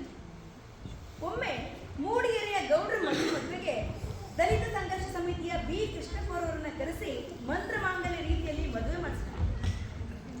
ದಲಿತ ಕೈಯಲ್ಲಿ ಪೌರಾಹಿತ್ಯ ಮಾಡಿದ್ರಲ್ಲ ಅಂತ ಸುಮಾರು ಜನ ಉಟ್ಕೊಂಡಿದ್ರು. ಹಾಗೆ ಉಳಿಸೋದ್ರಲ್ಲಿ ಇವರು ನಂಬರ್ 1. ಮಂತ್ರ ಮಾಂಗಲ್ಯ ಅಂದ್ರೆ ಏನು ಅಂತ ನಿಮಗೆ ಅನುಮಾನ ಇದ್ದಲ್ಲಿ ಕುವೆಂಪು ಅವರ ಈ ಪುಸ್ತಕ ಎಲ್ಲಾ ಪುಸ್ತಕದ ಅಂಗಡಿಗಳಲ್ಲೂ ಸಿಗುತ್ತೆ, ಕೊಂಡ್ಕೊಂಡು ಓದಿ. ಮತ್ತೆ ಸಿಗದಿದ್ರೆ ಅಂಥ ಪುಸ್ತಕದಲ್ಲಿ ಯಾಕೆ ಹೋಗ್ಬೇಕು ಯೋಚಿಸಿ. ನನಗೆ ತೇಜಸ್ವಿ ಜೊತೆಗೆ ಒಂದು ಕ್ಷಣವೂ ಸಾಧಾರಣ ಅನ್ನುವಂಥದ್ದು ಯಾವತ್ತೂ ಆಗಲೇ ಇಲ್ಲ. ನಾನು ನನ್ನ ಮನೆಯಿಂದ ನಮ್ಮ ಮನೆ ಚಿತ್ರಕೂಟಕ್ಕೆ ಬಂದಾಗ ಇಲ್ಲಿ ಕರೆಂಟೇ ಇರಲಿಲ್ಲ. ಇವರು ಕರೆಂಟ್ ತಯಾರಿಸಕ್ಕೆ ಅಂತ ಹೋಗಿ ಆ ಮಷೀನೇ ಹಾಳಾಗಿದ್ದು ನೋಡಿ ಆ ಸಾಹಸ ಬಿಟ್ಟರು. ನಮ್ಮ ಚಿತ್ರಕೂಟದ ತೋಟ ಮಾರೋ ಕೊನೆ ವರ್ಷದ ತನಕ ನಮ್ಮ ಮನೆಯಲ್ಲಿ ಕರೆಂಟೇ ಇರಲಿಲ್ಲ. ಗಾಜಿನ ಬುಡ್ಡಿ ದೀಪವೇ ನಮ್ಮ ಮನೆಯ ಬೆಳಕಾಗಿತ್ತು. ಮತ್ತೆ ಆ ಗಾಜಿನ ಬುಡ್ಡಿ ದೀಪದಲ್ಲೇ ಇವರ ಪ್ರಸಿದ್ಧ ಕಾದಂಬರಿ ಕರ್ವಾಲೋನ ತೇಜಸ್ವಿ ರಚಿಸಿದ್ದು.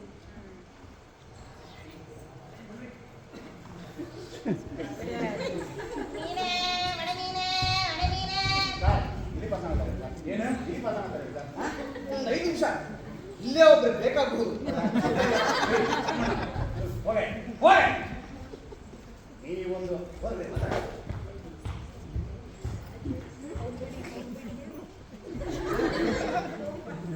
ಶಮಣ, ಈಗ ಒಂದು ಕೆಲಸ ಮಾಡಿ. ಈಗ ನೀವು ನನಗೆ ಬೊಯ್ಯಕ್ಕೆ ಶುರು ಮಾಡ್ತೀವಿ. ಅದು ನಾನು ಹೇಳ್ತೆ, ನನ್ನ ಗಂಡ ಸರಿ ಬಯಸ್ಕೊತಾ ಇದ್ದಾನೆ ಅಂತ ಹೇಳ್ಬಿಟ್ಟು ಸಮಾಧಾನ ಶುರು ಮಾಡಿ. ಖಂಡಿತ ಇಲ್ಲ. ನಾನು ಇಲ್ಲಿ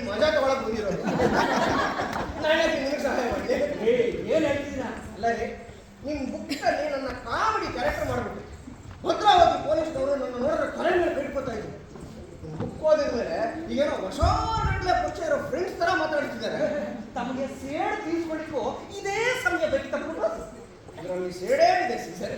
ಬೇಂದ್ರೆ ಅವರು ಲೀಲೆಗಳಲ್ಲಿ ಯಾವುದೂ ವಿಫಲವಲ್ಲ ಅಂತ ಬರೆದಿದ್ದಾರೆ. ನಾನಿಲ್ಲಿ ಕವಿ ಸಮಯವನ್ನು ಅನುಭವಿಸುವುದು. ನೀವು ಹೋಗಿ ಅನುಭವಿಸಿ. ಹೋಗ್ರಿ ಹೋಗ್ರಿ. ಅನುಭವಿಸ್ತೀನಿ. ಹೋಗಿ ಹೋಗಿ.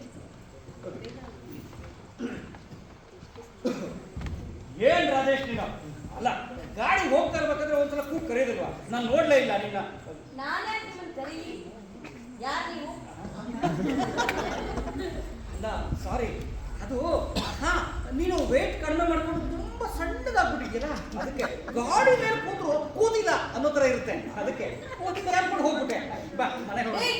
ರೋಡಲ್ಲಿ ಅವತ್ತು ಕೈ ಹಿಡ್ಕೊತೀರಲ್ಲ, ಗೊತ್ತಾಗಲ್ಲ ನಿಮ್ಗೆ. ಹೋಗ್ರಿ. ಏನಾಯ್ತು ನಿಮ್ಗೆ? ಏನು ಹೇಗೆ ಅಂತಿದ್ದೀರಾ?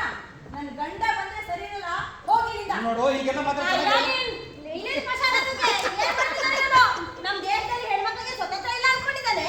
ಹೆಣ್ಮಕ್ಳಿಗೆಲ್ಲ ಒಂದು ಆದ್ರೆ ಅವನು ಕತೆಗೆ ಇಲ್ಲ ಅಂತ ಹೇಳ್ತೀಯ ಇಲ್ಲ ಈಗ ನೀನು?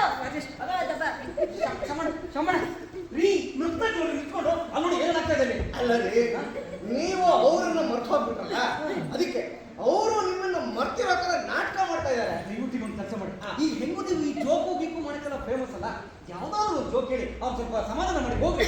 ಖಂಡಿತ ಇಲ್ಲ. ಇಷ್ಟು ಒಳ್ಳೆ ಮಜಾ ಸಿಕ್ಕಿರ್ಬೇಕಾರೆ ನಾನೇ ಯಾಕೆ ಅಡ್ಗಾಲ ಹಾಕಿ ನಿಲ್ಲಿಸ್ಲಿ?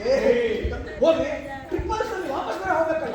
ಕರ್ಕೊಂಡ್ಬನ್ನಿ. ಅಕ್ಕ, ಇದು ನಮ್ಮ ಫ್ಯಾಮಿಲಿ ಮ್ಯಾಟ್ರು, ನಾವು ನೋಡ್ಕೋತೀವಿ. ಒಂದು 5 ನಿಮಿಷ ವ್ಯಾಪಾರ ಆಗ್ಬಿಟ್ಟು ಕೂತ್ಕೊಳ್ಳಕ್ಕ. ನಿನ್ ಗಂಡ ನಿಮ್ ಬೈಯಲ್ವಾ? ನನ್ನ ಗಂಡಗೆ ಹಿಂಗೆ ಬಂದ್ರೆ ಚಪ್ಪಡಿ ಕರಿಗೆ ಹಾಕ್ತೀನಿ. ಹೋಗ್ರಿ.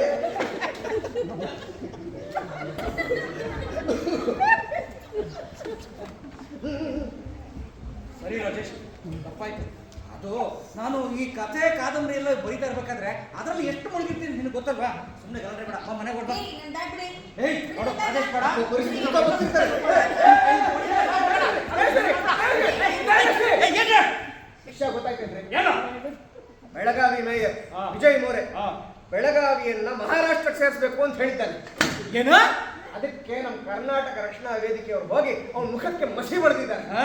ಪೊಲೀಸ್ನವರು ಹೀಗೆಲ್ಲ ಹಿಂಸೆಗಿಳಿದವರನ್ನು ನಾವು ಬಂಧಿಸ್ತೀವಿ ಅಂತ ಅವ್ರನ್ನೆಲ್ಲ ಹುಡುಕ್ತಾ ಇದ್ದಾರೆ. ಕರ್ನಾಟಕನ ಹೊಡಿತೀನಿ ಅದರ ಮುಖಕ್ಕೆ ಮಸಿ ಬಳಿದೆ, ಮತ್ತೆ ಫೇರ್ ನೋಡಿ ಹೆಚ್ಚಾಗಿತ್ತಂತ. ಜೈ ಕರ್ನಾಟಕ. ಅಲ್ವಾ ಮತ್ತೆ ಬಂದ್ಬಿಡಿ, ಅದ್ರ ಬಗ್ಗೆ ಚರ್ಚೆ ಬನ್ನಿ, ಹೋಗೋಣ. ಬನ್ನಿ ರಾಜೇಶ್ ಅವರೇ, ಅವ್ರ ಬಗ್ಗೆ ಎಲ್ಲ ಗೊತ್ತಿದ್ದು ಯಾಕೆ ಸುಮ್ಮನೆ ಟೈಮ್ ವೇಸ್ಟ್ ಮಾಡ್ಕೊಂಡು ಬನ್ನಿ ಮಾತಾಡ್ಸಿ.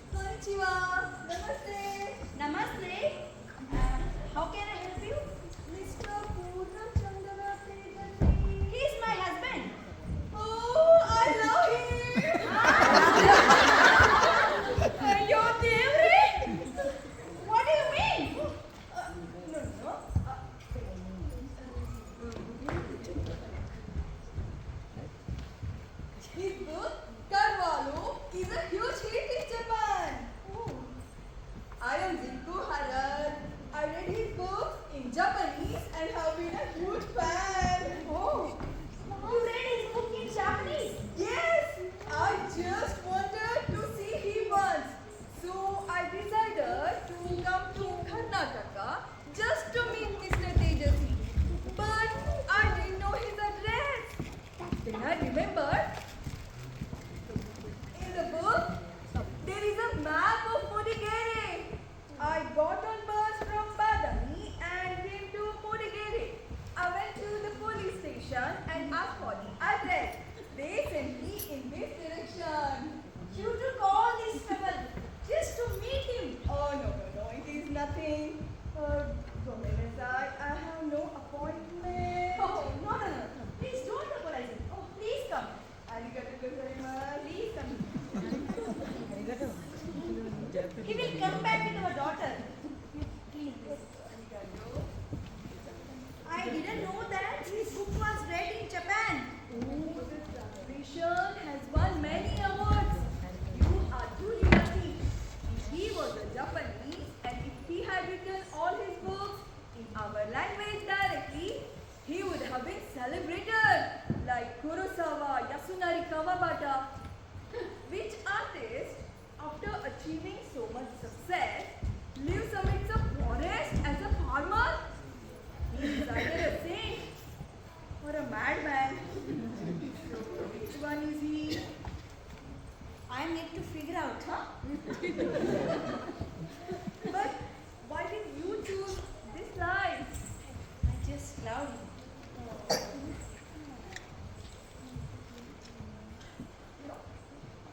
Why can't you just breathe here? Why?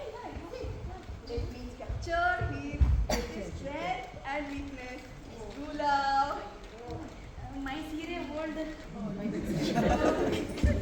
Why?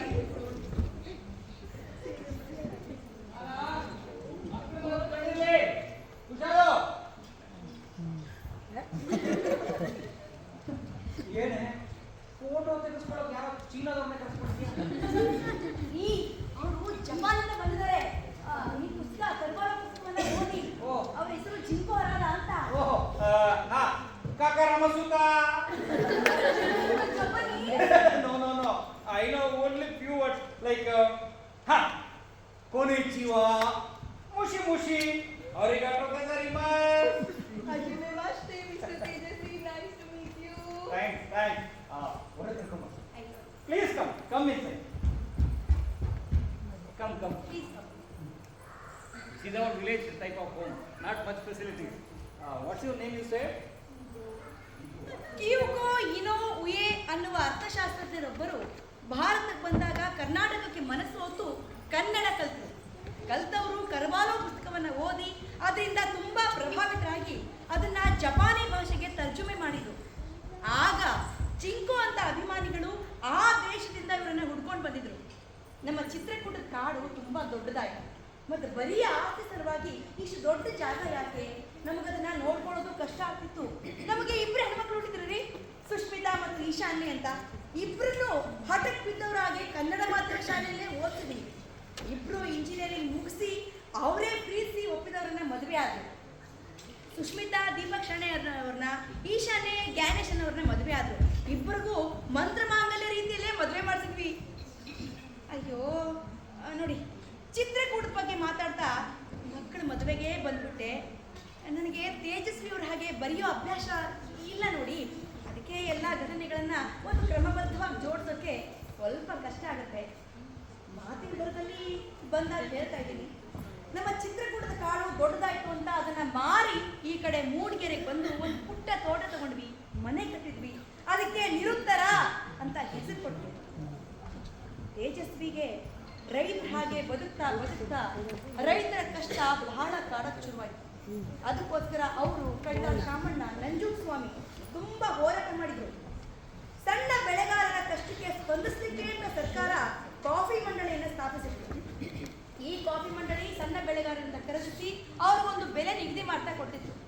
Company ತೋಟಗಳ ಮತ್ತು ದೊಡ್ಡ ಬೆಳೆಗಾರರ ಕುತಂತ್ರಕ್ಕೆ ವಿರುದ್ಧವಾಗಿ ಅಲ್ಲಿವರೆಗೂ ಕಾಫಿ ಬೋರ್ಡ್ಗೆ ಬೆಂಬಲವಾಗಿದ್ದವರೇ ಸಣ್ಣ ಆದ್ರೆ ಕರಪ್ಷನ್, ಅರಾಜಕತೆ, ರೈತರು ಅಂದ್ರೆ ತುಚ್ಛವಾಗಿ ಕಾಣುವ ಸರ್ಕಾರಿ ಅಧಿಕಾರಿಗಳು ಅಸಹಾಯಕ ಬೆಳೆಗಾರರನ್ನ ಲೂಟಿ ಮಾಡ್ತಾ ಇದ್ರು. 1971ರಲ್ಲಿ ತೇಜಸ್ವಿ ನನ್ನ ಬೆಳೆಯನ್ನು ನಾನು ಸಂತೆಯಲ್ಲಿ ಮಾರ್ಕೊತೇನೆ ಅಂತ ಹೇಳಿಕೆ ಕೊಟ್ಟರು. ಆದ್ರೆ ರೈತರಿಗೆ ಆ ಧೈರ್ಯ ಇರಲಿಲ್ಲ.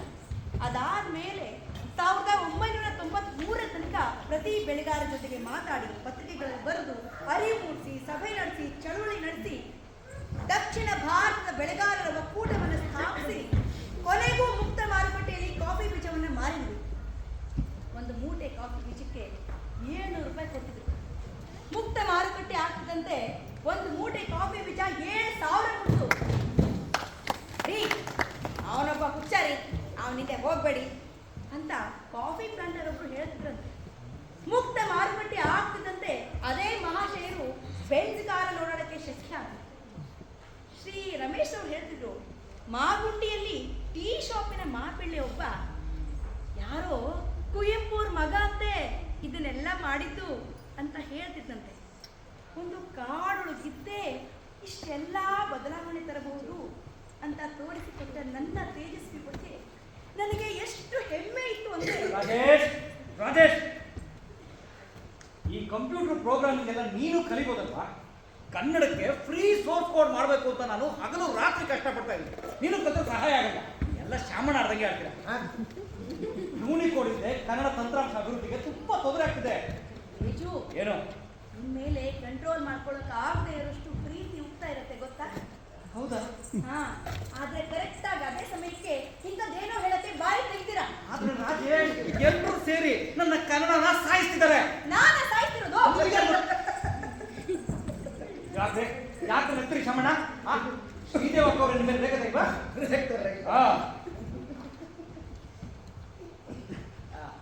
ರಾಜೇಶ್, ನಿನಗೊಂದು ವಿಷಯ ಗೊತ್ತಾ? ನಾನು ಶಾಮಣ್ಣ ಮೈಸೂರಿನಲ್ಲಿ ಓದ್ತಿರ್ಬೇಕಾದ್ರೆ ಶಾಮಣ್ಣ ಶ್ರೀದೇವಕ್ಕ ಅವ್ರನ್ನ ಪ್ರೀತಿಸ್ತಾ ಇದ್ರು. ಶ್ರೀದೇವಿ ಅವ್ರನ್ನ ನೋಡಕ್ಕೆ ಸೀದಾ ಅವ್ರ ಮನೆ ಮುಂದೆ ಹೋಗಿ ನಿಲ್ಲಕ್ಕೆ ಧೈರ್ಯ ಇರ್ತಿಲ್ಲ ನೋಡು. ಅದಕ್ಕೆ ಏನ್ ಮಾಡ್ತಿದ್ರು ಹೇಳಿದ್ರು? ಏನ್ ಮಾಡ್ತಿದ್ರು? ಒಂದು ಉದ್ದನೆ ಬಿದ್ರು ಕೋಲ್ ತಗೊಂಡು ಪೋಲ್ ವಾಲ್ಟ್ ಮಾಡಿ ಹಾರಿ ಸೀದಾ ಅವ್ರ ಮನೆ ಮುಂದೆ ಹೋಗಿ ನಿಲ್ತಾ ಇದ್ರು. ಅದೇ ಆಗ ಶಾಮಣ್ಣ ಈಗಿನ ತರ ಪಂಚೆ ಉಡ್ತಿರ್ಲಿಲ್ಲ, ಪೈಜಾಮ ಹಾಕ್ತಿದ್ರು. ಅಲ್ರೇ ಶಾಮಣ್ಣ, ನೀವು ಒಂದು ವೇಳೆ ಆಗ್ಲೂ ಕೂಡ ಈಗಿನ ತರ ಪಂಚೆ ಉಟ್ಕೊಂಡೇ ಪೋಲ್ ವಾಲ್ಟ್ ಮಾಡಿದ್ರೆ ನಿಮ್ಮ ಪ್ರತಿಭೆಯ ಅನಾವರಣ ಇಡೀ ಮೈಸೂರು ನಗರಕ್ಕೆ ಹಾಕಿದ್ದವ್ರೆ. ಸಾಕು ಶಾಮಣ್ಣ, ಶ್ರೀದೇವಕ್ಕ ಚೆನ್ನಾಗಿದ್ದಾರ? ರಾಜೇಶ್ವರಿ ಅವರೇ ಚೆನ್ನಾಗಿದೆ. ಏನು ಅವಳ ಗಂಡ ಏನು ನಿಮ್ಮ ಗಂಡ ಅಂತಾನ? ಎಲ್ಲದಕ್ಕೂ ಹೆಂಡತಿ ತಲೆ ತಿನ್ನೋದಕ್ಕೆ. ವಾಹ್, ಇದೇ ಮಾತಾ? ಬನ್ರಿ, ಇದ್ರ ಬಗ್ಗೆ ಒಂದು ಚರ್ಚೆ ಮಾಡಬೇಡ. ಬನ್ರಿ.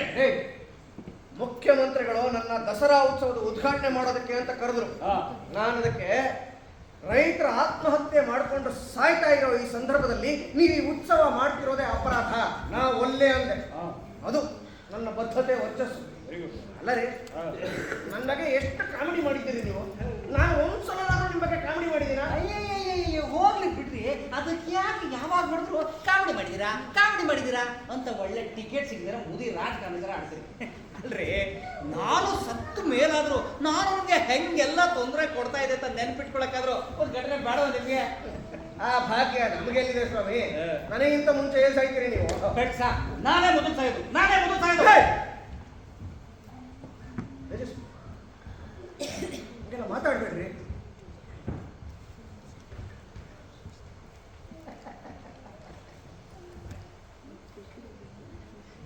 ಅಲ್ರೇ ಶಾಮಣ್ಣ, ಆ ಕ್ರಾಂತಿಕಾರಿಗಳು ಎಷ್ಟೆಲ್ಲ ರ್ಯಾಷನಲ್ ಆಗಿ ರಾಡಿಕಲ್ ಆಗಿ ಯೋಚನೆ ಮಾಡ್ತಿರ್ತೀರಿ. ಆದ್ರೆ ಇಂಥ ಯಾವುದೋ ಒಂದು ಸಣ್ಣ ಪುಟ್ಟ ವಿಚಾರ ಬಂದಾಗ ಸುಮ್ಮನೆ ಹಿಂಗೆ ಎಮೋಷನಲ್ ಆಗಿಬಿಡ್ತೀರಿ. ಅದಕ್ಕೆ ಇರಬೇಕು ನಿಮ್ಮ ಈ ಚಳುವಳಿಗಳು, ಕ್ರಾಂತಿಗಳೆಲ್ಲ ನಿಮ್ಮ ಗಡ್ಡದ ಹಾಗೆ ಒಂದು ಹಂತ ದಾಟಿದ ಮೇಲೆ ಅವು ಮುಂದಕ್ಕೆ ಬೆಳೆಯೋದೇ ಇಲ್ಲ. ಆಯ್ತು, ಬನ್ನಿ. ಅದೇನೋ ಕಂಪ್ಯೂಟರ್ ಅಂದ್ರಲ್ಲ, ಅದು ಹೆಂಗಿರುತ್ತೆ ತೋರಿಸಿ ಬನ್ನಿ. ನೀವು ಕಂಪ್ಯೂಟರ್ ನೋಡಿಲ್ಲ? ಕಡಿದಾಳ್ ಶಾಮಣ್ಣನವರ ಹೆಂಡತಿ ಶ್ರೀದೇವಿ ಅಕ್ಕನವರಂತೂ ನನಗೆ ದಿನಾ ಸ್ಫೂರ್ತಿಯಾಗಿರ್ತಿದ್ರು. ಅವರು ಕೂಡ ಭದ್ರಾವತಿ ಹತ್ರ ಭಗವತಿ ಕೆರೆಯಲ್ಲಿ ಒಂದು ಕಾಡು ತೋಟ ತಗೊಂಡು ನಮ್ಮ ಹಾಗೆ ಹೋರಾಟ ಬದುಕನ್ನ ಬದುಕಿದವರು. ತೇಜಸ್ವಿ ತಮ್ಮ ದೂರದರ್ಶಿತ್ವದಿಂದ ಕುವೆಂಪು ತಂತ್ರಾಂಶ ಸಾಫ್ಟ್ವೇರ್ ಅಭಿವೃದ್ಧಿಪಡಿಸಿದ್ರು, ಯೂನಿಕೋಡ್ ಮಾಡಿಸಿದ್ರು, ಫ್ರೀ ಸೋರ್ಸ್ ಕೋಡ್ ಮಾಡಿಸಿದ್ರು.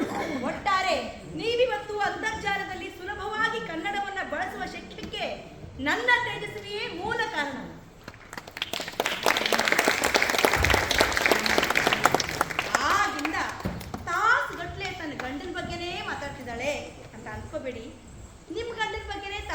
ಮಾತಾಡಿ ಅಂತಿದ್ರೆ ನೀವೇನ್ ಮಾತಾಡ್ತಿದ್ರಿ? ಮತ್ತೆ ಎಷ್ಟೊತ್ತು ಮಾತಾಡ್ತಿದ್ರಿ? ನಾನಿನ್ನೂ ಇವರ ಸಾಹಿತ್ಯದ ಬಗ್ಗೆ, ಇವರ ಫೋಟೋಗ್ರಫಿ ಬಗ್ಗೆ, ಇವರ ಕುದುರೆ ಮುಖದ ಹೋರಾಟದ ಬಗ್ಗೆ, ನಮ್ಮ ಹೋರಾಟದ ಬಗ್ಗೆ, ನಾವು ಕಾಡಲ್ಲಿ ಹಾವು ಪ್ರಾಣಿಗಳ ಜೊತೆಗೆ ಹೇಗೆ ಅನ್ಯೋನ್ಯವಾಗಿರ್ತಿದ್ವಿ ಅನ್ನೋದ್ರ ಬಗ್ಗೆ, ನಮ್ಮ ಮೊಮ್ಮಕ್ಕಳ ಬಗ್ಗೆ, ಇವರ ಅಡುಗೆ ರುಚಿ ಬಗ್ಗೆ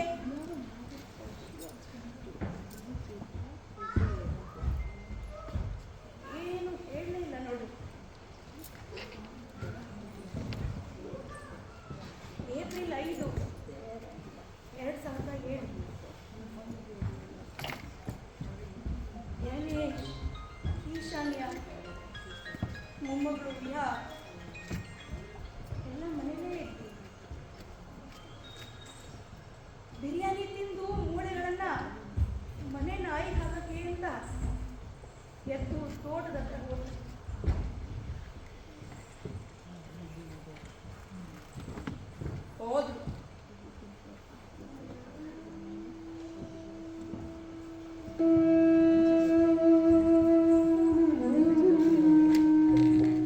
ನನಗೆ ಮರ ಒಂದು ಬಿದ್ದಾಗ ಆಗೋ ಹಾಗೆ ಎದೆ ಹೊಡೆದಾಗ ಆಯ್ತು. ಇವರು ದೊಪ್ಪ ಅಂತ ಬಿದ್ರು. ಅವೆಲ್ಲ ಹೋಗಿ ಎಪ್ಸನ್ ಪ್ರಯತ್ನಿಸಿದ್ವಿ. ಅಂದ್ರೆ ಈ ನೆಲಕ್ಕೋಸ್ಕರ ತುಂಬಾ ದೊಡ್ಡ ಸುಸ್ತಾಗಿದ್ರು ನೋಡಿ, ಹೇಳಲೇ ಇಲ್ಲ. ಡಾಕ್ಟರು ಕಾರ್ಡಿಯಾಕ್ ಅರೆಸ್ಟ್ ಪ್ರತಿ ಸಲ ಹೀಗೆ ಮಾಡಿದೆ. ಅವಳು ಉಡ್ಸೋಕೆ ಹೇಳ್ತಾನೆ ನನಗಿಂತ ಮುಂಚೆ ಹೋದ. ಲೇ, ಬದುಕಿದ್ರೆ ನನ್ನ ಗೆಳೆಯ ತೇಜಸ್ವಿ ತರ ಬದುಕಬೇಕು, ಸತ್ರು ತೇಜಸ್ವಿ ತರನೇ ಸಾಯ್ಬೇಕು. ಹೊಟ್ಟೆ ತುಂಬಾ ಬಿರಿಯಾನಿ ತಿಂದು ನೆಮ್ಮದಿಯಾಗಿ ಹೋದ. ಎದಳಿ, ಈಗೆಲ್ಲ ಕೊಟ್ಟು ಮುಖ ಹಾಕೊಂಡು ಕೂರೋದು ಅವ್ನಿಗೆ ಇಷ್ಟ ಆಗ್ತಿರ್ಲಿಲ್ಲ. ಎದ್ದಳಿ, ಕೆಲಸ ಮಾಡಿ, ಕೆಲಸ ಮಾಡಿ, ಎದ್ದಳಿ, ಕೆಲಸ ಮಾಡಿ, ಎದ್ದಳಿ, ಕೆಲಸ ಮಾಡಿ, ಕೆಲಸ ಮಾಡಿ.